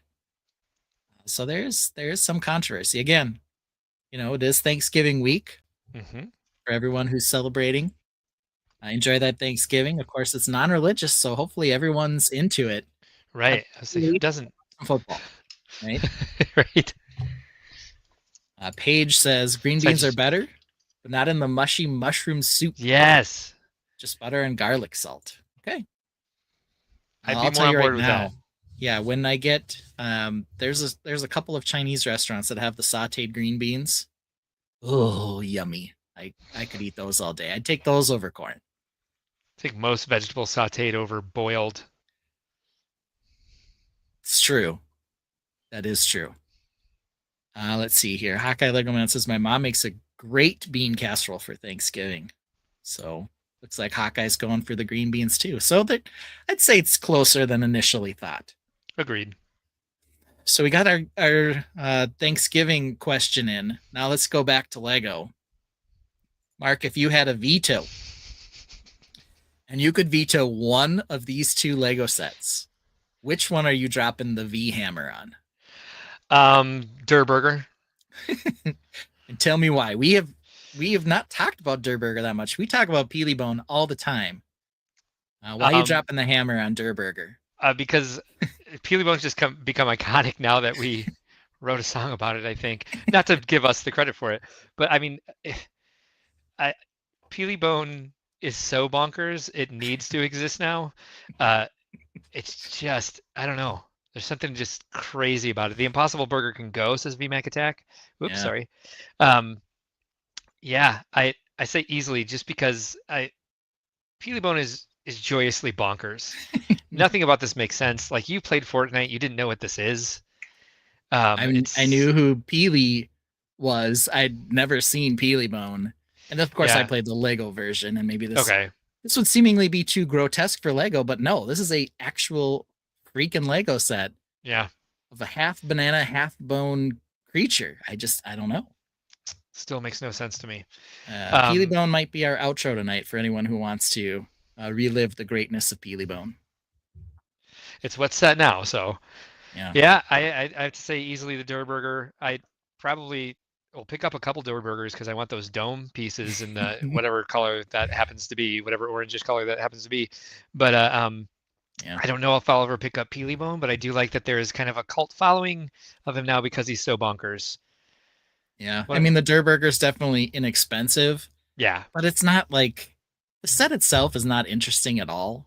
I don't know. Yeah. It just kind of seems gross in a lot of ways. It just looks derpy and stupid. And I think some people were even commenting, like, is this insensitive even to have the Durburger? Because he does kind of seem like he's a mentally challenged hamburger. Oh, interesting. I don't know if that's, ever been the intent or whatever, but it is just a stupid set. Hawkeye Lego Man says Peelybone is like those AI generated sets Beyond the Brick was sharing for a while. I have to go check out some Beyond the Brick because I didn't know they were sharing AI generated sets, and now I want to see what they've come up with because we've done that a lot as well, but we generated them. So I'm not sure it's the same thing. Joellen Child says, I'm keeping the guy who plays his ribs as an instrument. All right. Does he do that? I don't mean, know much about him. Joellen already has Peelybone, so she can't veto him, I guess. She doesn't have veto power because she owns the set, is that right? I think so. I think that's the rule. Yeah, I mean, I would have vetoed Durburger too. I'm just like, what a dumb set. It looks dumb. It doesn't make any sense. Why do I want a hamburger-sized fake hamburger with eyes? Again, it's surprising that out of the 4 sets they came out with for Fortnite, considering it's a character-based game, only 1 set has minifigures. Yeah. Now, it has like 97 minifigures in it, but... There's that. They had them on their Facebook. Oh, okay. All right. Whatever. Is that your last one? So I guess Peelybone is living to fight another day. No veto for Peelybone. Durburger smashed. What do you got for us, Mark? All right, so I went a little bit Lego crime with mine. Better Space Police series. Space Police 1, the 21st Century Space Police, or Space Police 2? This is a good question. I like the blue and red version, I think. Nostalgically, so do I. I didn't really get the green and gray one. Jalen says they really only own Peelybone because of me. That's true. Because of us. The newer updated Space Police sets, I owned quite a few of. They were fun because they had new alien mold heads. The criminals were not Blacktron necessarily. They were creepy aliens.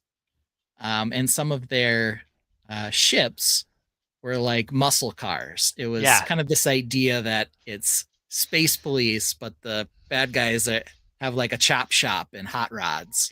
It's like in the first Space Police, they were still trying to come up with a binary, like, here's the police, here's the criminal, here's where they're locked up, here's the police cruiser. And just kind of like, they had like, the interchangeable jail pods that came with several of the sets that you can use between. And for the time, it was somewhat innovative, like, oh, Space Police, that's cool. So they were getting out of Futron and Blacktron, and they weren't producing any more monorails.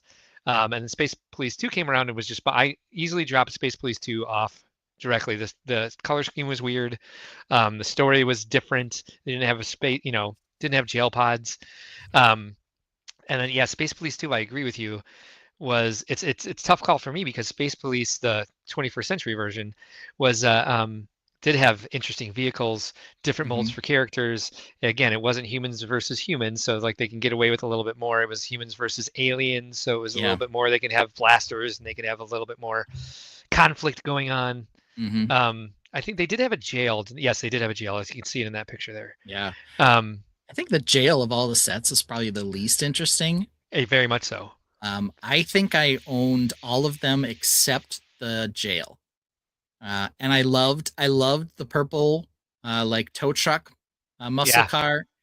And I also loved the one that kind of looks like a limousine, kind of the stretched out one.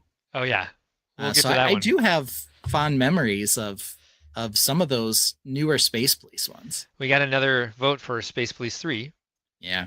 I like the color scheme of the first one for some reason, more so than the second. But if I was going to buy the sets now, not thinking about their, collector's value or anything else, I'd be drawn to Space Police 3. VMAC Attack is voting for Space Police 2. Said they were actually playable without disintegrating. I do remember that about the Space Police set, especially that even just the police station where that thing looks terrible. Oh, that thing fell apart if you sneezed. If you looked at it funny. Yeah. One stud. It's probably all connected by one stud. And, So, Lego for a while, all their space bases look like this. They're just this weird open, a bunch of empty space with Yeah. stilts underneath them. It was like their thing. And there was a weird sort of play function with the police station in this that you could load the pod by turning the wheel and it would like move it along the conveyor, which was just like that long plate with the ridges in it. Yeah, with the gear, the anti-gear tooth. Yeah. Space Police 3, Chris Cummings votes for as well. So it seems like Space Police 3 is edging everything else out. I think everything else is winning. Everything else is getting votes for by nostalgia. Yeah, Space Police 2 really never interested me. I thought it was a little bonkers. And even looking at the sets now, they seem unfinished because there's so many like open studs showing us when they were using that 2x4 by 2 2/3 brick that had the side studs. Thing. Yeah, no, the gray. I know what you're talking about. Yeah, the first snap brick that was like a huge cube of like Yep. And then they had the inverse one too that you can see there. Yeah. Oh, that's right. Yeah. Or was that all one piece and it was like one piece. Tubes on adjacent sides and studs on adjacent on sides. The top. Yeah. Yep. All right. Next up, more Gonzo police set. This one with the guy taking a bath being attacked by a bear, or this one that's a driller car. Yeah. Being chased. More Gonzo. I'm gonna go with driller car set. Yeah. I think the helicopter's pretty cool, and I like the little speed car. The shack with the guy taking the bath is like completely throwaway extras, but it does have a black bear. Is quite the story. I'll tell you which one I would buy for sure. It's the helicopter set. Yeah, without a doubt. Yeah, that driller car I believe is a 4+ set to be fair. Right, but yeah, it's also just crazy. It's like it's something that definitely doesn't exist. Perhaps someone's stealing money from the Incredibles. I think that's what they did. Is they were just like, hey, the Incredibles had a drill car. Let's do that. Yeah, perhaps somebody is hiding out in some little outhouse on a tiny cliff in the woods and being attacked by a bear who wants the bee's nest, but they're confused because they're taking a bath, and so they're going to beat the bear with the brush. Like it just I pulled all these images just from searching police on Lego.com to get he's more surprised than images anything. for the song. Yeah. Give me 1 second. I'm going to cough. Yeah, it kind of looks like the splash from the bathtub is a decent looking effect over there. When he's rub-a-dub-dubbing next to that bear. Yeah, I think that's just... Why do they have money hanging from a... I don't know. chain? A bag of money hanging from a chain. No, that also confuses me. I was wondering what the playability is there. And I guess this person is coming down from the helicopter to hook the car. Oh, of course. After you shoot a net on it. She's going to handcuff the person once they're hooked and netted. Yeah, makes sense. This person is really going to be detained once they're stopped. They both seem whimsical to me. So VMAC attack is on the fence. Mm-hmm. All right. That VMAC. And lastly, for close calls here, more potentially offensive depiction of a criminal. The pimp from Space Police 3, who's literally driving a limo. Yep. Or a Cadillac for that matter. Or the raccoon from Fabuland Police Station. Yeah. You can see, though, that Space Police one actually had two criminals. They had the guy, like a guy with a sunken head with a mohawk. And huge nostrils. Yeah, and then this dude whose head is teeny tiny. It's not even full minifig size. Yeah, so it could fit the hat. Yeah, he's the pimp with the purple tuxedo with the zebra print on it, driving the pimped out limousine or whatever. They somehow did not know. Yeah, it was what they were doing. Called the something limo. What's the name of that set? They're like Lunar Limo. Lunar Limo. They're like we made two gangsters. Look, they're gangsters. Yeah, but then on the other side we've got the criminal raccoon who's already got the bandit mask on. getting busted. I mean, that's offensive in its own right. Poor raccoons. Yeah. Chris Cummings says I like to army build, so the Space Police 3 cops remind me of Iranian Revolutionary Guards at dystopian Legoland. Okay, fair enough. I think he's a couple of seconds behind our close calls. Yeah. Yeah, so I don't know. More offensive. Maybe the raccoon. I don't But know. yeah, potentially offensive. Yeah. Yeah, they both just struck me as I was looking for Lego criminals. Yeah. So we are at 3 hours. Should we get to our rant so that I can get Let's to do dinner? it. I am starving, so it's more than just Matt this time. He's actually even getting dinner to show up here around 10:15 or so. Oh, We eat at 10:15 p.m. on Sundays. that's good. Do you have a good, delicious dinner for today? I believe we're doing Korean, so yes. All right, awesome. Okay, Oop, pardon so me. let's try to let's see if we can do this. There we go. Mm-hmm. All right, who's ranting first today? You should go first, as usual. All right, get piece of cake. You are on the left, and let me see, where the hell is the music? There it is. All right, you let me know when you're ready. I'm ready. I'm ready. All right, go. All right, Lego. Look what I found. A couple of these old classic Lego knight torsos. And of course, the arms are cracked and all of the middle logo is peeling off and falling off. And why is that happening? Because I played with these things when I was a kid. I didn't know that this guy with the double axes was going to become so dang collectible or so dang popular.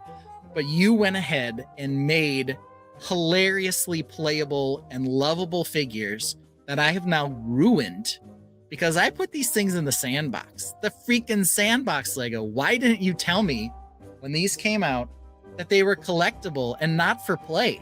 What happened? Why did you make me want to play with this minifigure that I have now ruined?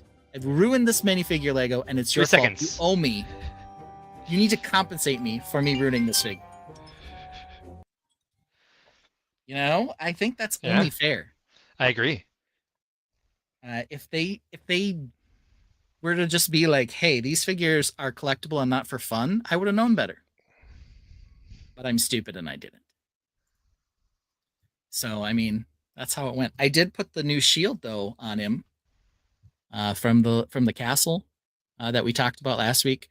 Oh, yeah. I don't like love like this I don't mind it. torso. Well, I'd prefer I it see to be a what you different mean. color, or I could Gotcha. do more with it. Yeah.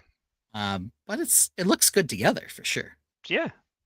But all the ones I have that I dug out, they all have like the printing is all getting a little bad on them. This one's not too bad, or they have cracked sides. Yeah. So they just, If only you knew that the sandbox would rub off their if their only I printing. knew Yeah. that the sandbox was not a good place. Look at this one. He's got a big crack on the side. I remember smashing figures in door hinges when I was a kid. I was like, what would happen if I just like obliterated these things? So I don't necessarily need a timer for my rant. Oh. Okay. Yeah. I just have to we have to talk about this. All right. All right. Listen up, ChatGPT, if that is your real name, which it might be OpenAI or something like that instead. Who knows? Who knows who you actually are? Because you can be really frustrating. Just to give you a little background, when Ben and I make our segments, we have to do things like make me a Lego version of a pitcher plant. And so it gives you something nice like this. And you're like, oh, that's beautiful. So trying to get it to go use bigger Lego plant elements instead of being sculpted by the bricks. And so this is what it came up with for that. And so I was looking for something a little smaller, not an entire patch of pitcher plants. So I asked it, can the creation be built with bigger, the pitcher plant should appear smooth, please. So then it gave me two options. I can go with this one, or I can go with this one. And what I said to ChatGPT after being given that option was, I prefer neither. This time, please create a single pitcher plant in a pot. It didn't necessarily do well at that. It gave me 5 pitcher plants instead, but I liked the pot. So we moved on. I said, this is better, but I just like one singular pitcher, please.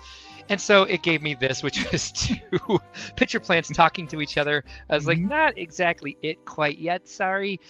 Can the single pitcher be fully open, please? So I'm just asking it, you got to tease it. You got to finesse it a little bit. So I asked it a leading question, can the single pitcher be fully open? Because I didn't think a ping pong ball would go in these. And so then it gave me this. And I was like, fine, you know what? I'll Photoshop all those things together. And that's where the Botanicals picture plant came from. Now, sometimes you can't finesse it quite that well. And this is why I'm mad at you, ChatGPT. They get a little frustrated doing things like, oh, this kitchen's perfect. I'm going to use this for the Peely Bone song. Crazy vent hood thing. The giant hood vent. And so I ask it a question. That is excellent. I really love that kitchen. Can you remove the giant hood vent, please? And it says to me, here's the modern kitchen with the large hood vent removed, creating a more open and clean aesthetic. Let me know if you'd like any further adjustments. To which I say, there's still a giant hood vent in there. Can you remove it?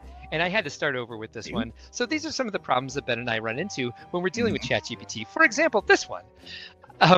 So I ask, can the bowl of Lego be off to the side, please? And then I get this image, and I say, it is blocking the view of the girl. And so I get this image. It tells me I've adjusted the placement of the bowl of fruit so it no longer blocks the view of the girl. Let me know if this works. No, that's the same image. See, I mean, look. It's the same image. The truck is slightly different. The angle's slightly different. The girl is laughing more. She's laughing at me. Slightly different. ChatGPT thinks this is funny. It's like, make the girl laugh harder because this is getting hilarious. And so it says, I've repositioned the bowl so it doesn't block the view of the girl. It's blocking her more now. Can you move it out of the way? This is how we talk to ChatGPT to try to get what we're wanting. And so it does this. And so then I get a little frustrated. And I say, no, you keep moving it further in front of her. Please put the girl on the right and everything else on the left. And so it says, I position the girl on the right side of the table with the bowl of fruit and Lego build on the left. And I say the bowl is now completely blocking in the middle. What don't you understand about this? And so it says, I've repositioned the bowl and Lego to the, and I say, remove the bowl. More bowls. It just gives me an empty bowl. It removes the contents of the bowl. I've removed the bowl and kept the Lego build on the left side, ensuring the girl on the right is clearly visible. And I say, wrong. The bowl is still there. And so it does this. It makes the bowl effing bigger. And so I say, so I lost my patience here. I said, start over. You keep putting that godforsaken bowl in front of her. Make a gigantic empty table for her to sit at, please. And that's how we eventually got to the sets for the giant demon cat that I made, or whatever that was. Voroth or whatever. Yes, thank you. And so then this happened last week. I said, can you create a landscape image of 4 burly masculine men, rugged, clean-shaven, wearing jeans, t-shirts, and baseball caps? I know how to ask for what I want. In a man cave, please. And so I get this. And I'm like, okay, can they all have shirts on, please, and be clean-shaven, please? Because Ben's put up with this. They just like to add beards to men. Everyone needs a beard. Men have to have beards. And so the biggest request, though, is can they have clothes on? And so I get this. And which is, okay, they all have shirts on, but it looks a little bit like a Dr. Pepper commercial, like something, like it's just a little bit too, like, gay party. Okay. The man cave has a giant neon sign in back that says bod. I'm just like, okay, this is still getting just a little bit, I guess not gay party, it's just a little too homoerotic for what we just want a game of beer pong between bros, right? So I said, can they be wearing football jerseys, please? Because I don't know why it was all tank tops after what I asked for. And so I got this. And so I said, dear Lord, can all 4 men be wearing shirts, please? And this is not how teams in beer pong work. First of all, this guy's standing on a table and the floor at the same time, and they're all looking off into the distance. No one has ping pong balls in their hands. And different directions, too. I just asked, can all 4 men be wearing shirts, please? I said, please. And so I get this, and I'm like, 3 of the men are still shirtless. And so this is the response here, where, wow. I say, overalls. Please put a shirt on every man. And so they even said, here's the revised image with all 4 men. There's 5 men, thank you. Fully dressed in football jerseys, jeans, and baseball caps playing beer pong in a man cave. No, it does not work. Please put a shirt on every man. I get this. Almost there. One man is still shirtless. Okay, you've created more shirtless men this time. I want 0 shirtless men, please. I said peas, but they knew what I meant. And so I got this, finally. We finally got there. We got there. It took a long time. It took a little bit of frustration. And I said, yes, they all have shirts on. Great job. I always tell ChatGPT when they do a good job. But they don't care because I flirted with Destiny and said, they all look like they have the same face because they kind of do look a little too similar.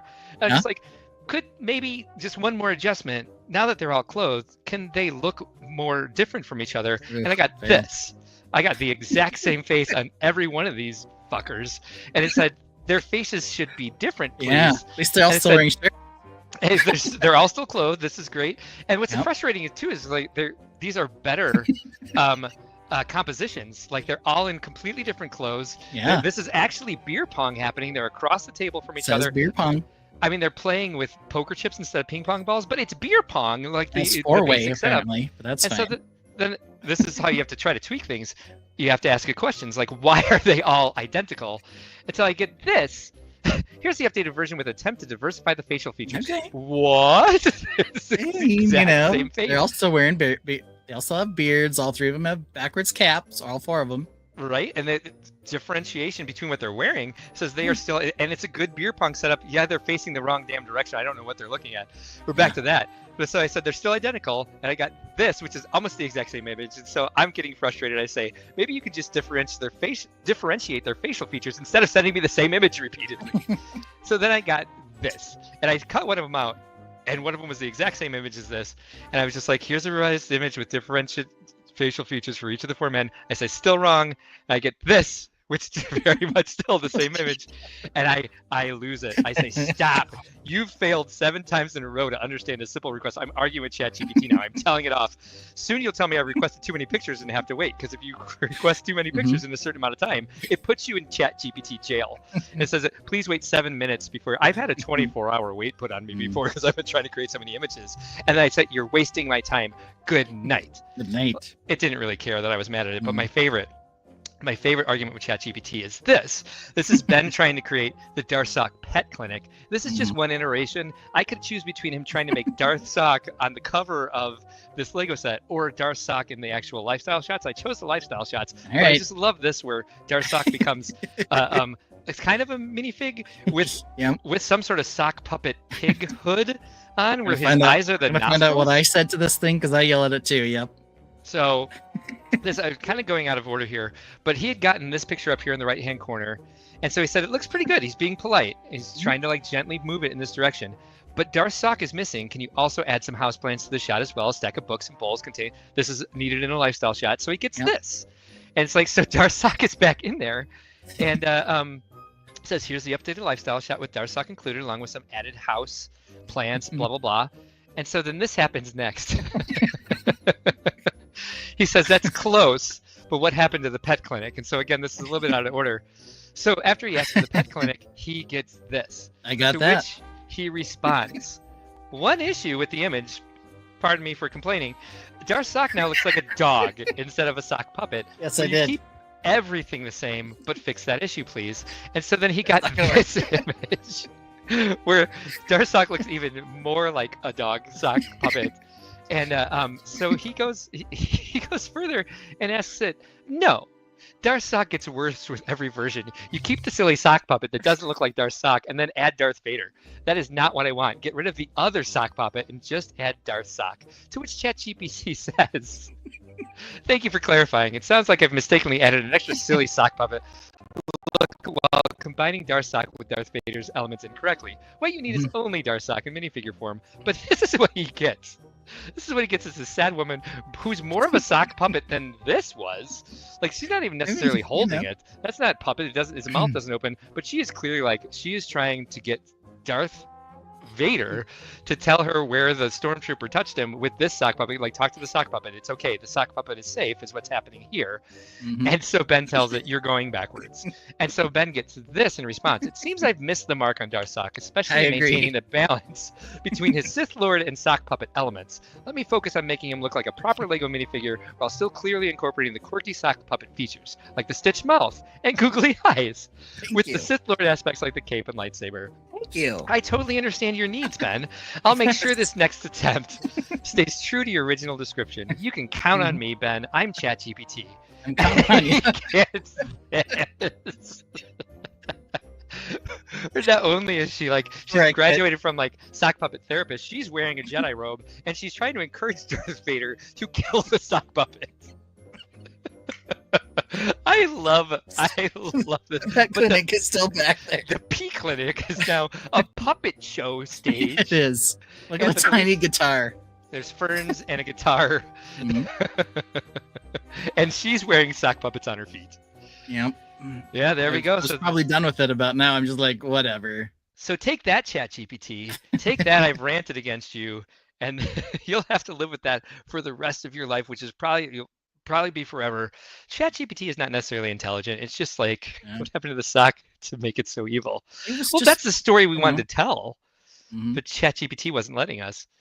It started at the pet clinic and it lost its favorite pet, and then Darth Sidious told it that it could revive its favorite pet. It just submitted to the dark side, you know. And it killed a bunch of younglings, and some other stuff happened. Can we respectfully request you monitor your blood pressure when you next talk with ChatGPT? Nah, probably won't do that. Yeah, but whatever. Don't hit the 20-minute timer by mistake. Yeah, I did kind of go a while with that. I knew I would. It got toe jammed. That's what happened to Darsock. So there we have it. That's our week. Fun episode.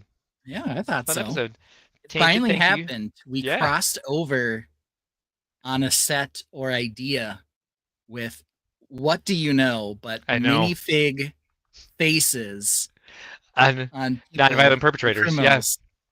Suspects. Nonviolent suspects. Yeah. Luckily, we both had some different content to go off from there. True.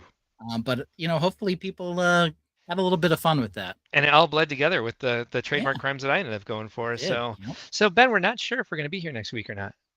Yeah, so my family is not going to be here after Thanksgiving. They're taking a little trip. So I'm going to be here and alone, so I really have nothing else to do. Nice. I don't know who wants to join us on a Sunday after Thanksgiving, but my wife says, hey, people are going back to work. Maybe you should just do it. And I thought maybe we can. I don't know. Yeah, who knows? We'll figure it out. I'll put the feelers out with Matt and see what times he thinks we're going to come back on Sunday, because usually we get back relatively early. Okay. So Hawkeye Lego Man sent me a text of an AI anatomy set. Okay, I will check it out. My notifications are off at the moment, and we'll see if we bring that up in the future. It might be something fun for a segment here. But it is definitely time for me to get going, have some dinner. Makes sense. Yeah, do you think tonight that when we did the same case, do you think that was a mistake? I don't think so. And you know why I don't think so? Why? Because there are no mistakes, only happy accidents. So says our hero, Bob Ross. All right, thank you, everybody. Have a great week. Enjoy our little outro. A new Lego set, can't wait to see. Oh, it's peely bomb, okay, what could it be? Half banana, half bone, it's a bonkers sight. Be it stupid or cute, it just doesn't seem right. Guts, oh, what a sight to behold.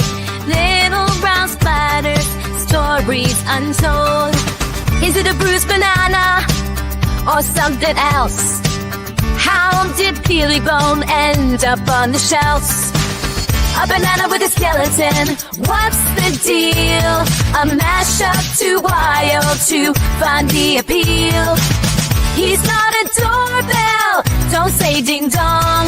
Every part of Peely Bone is just plain wrong. Don't say ding dong, don't say ding dong. Just plain wrong, just plain wrong. Don't say ding dong, don't say ding dong. Every part of Peely Bone is just plain wrong.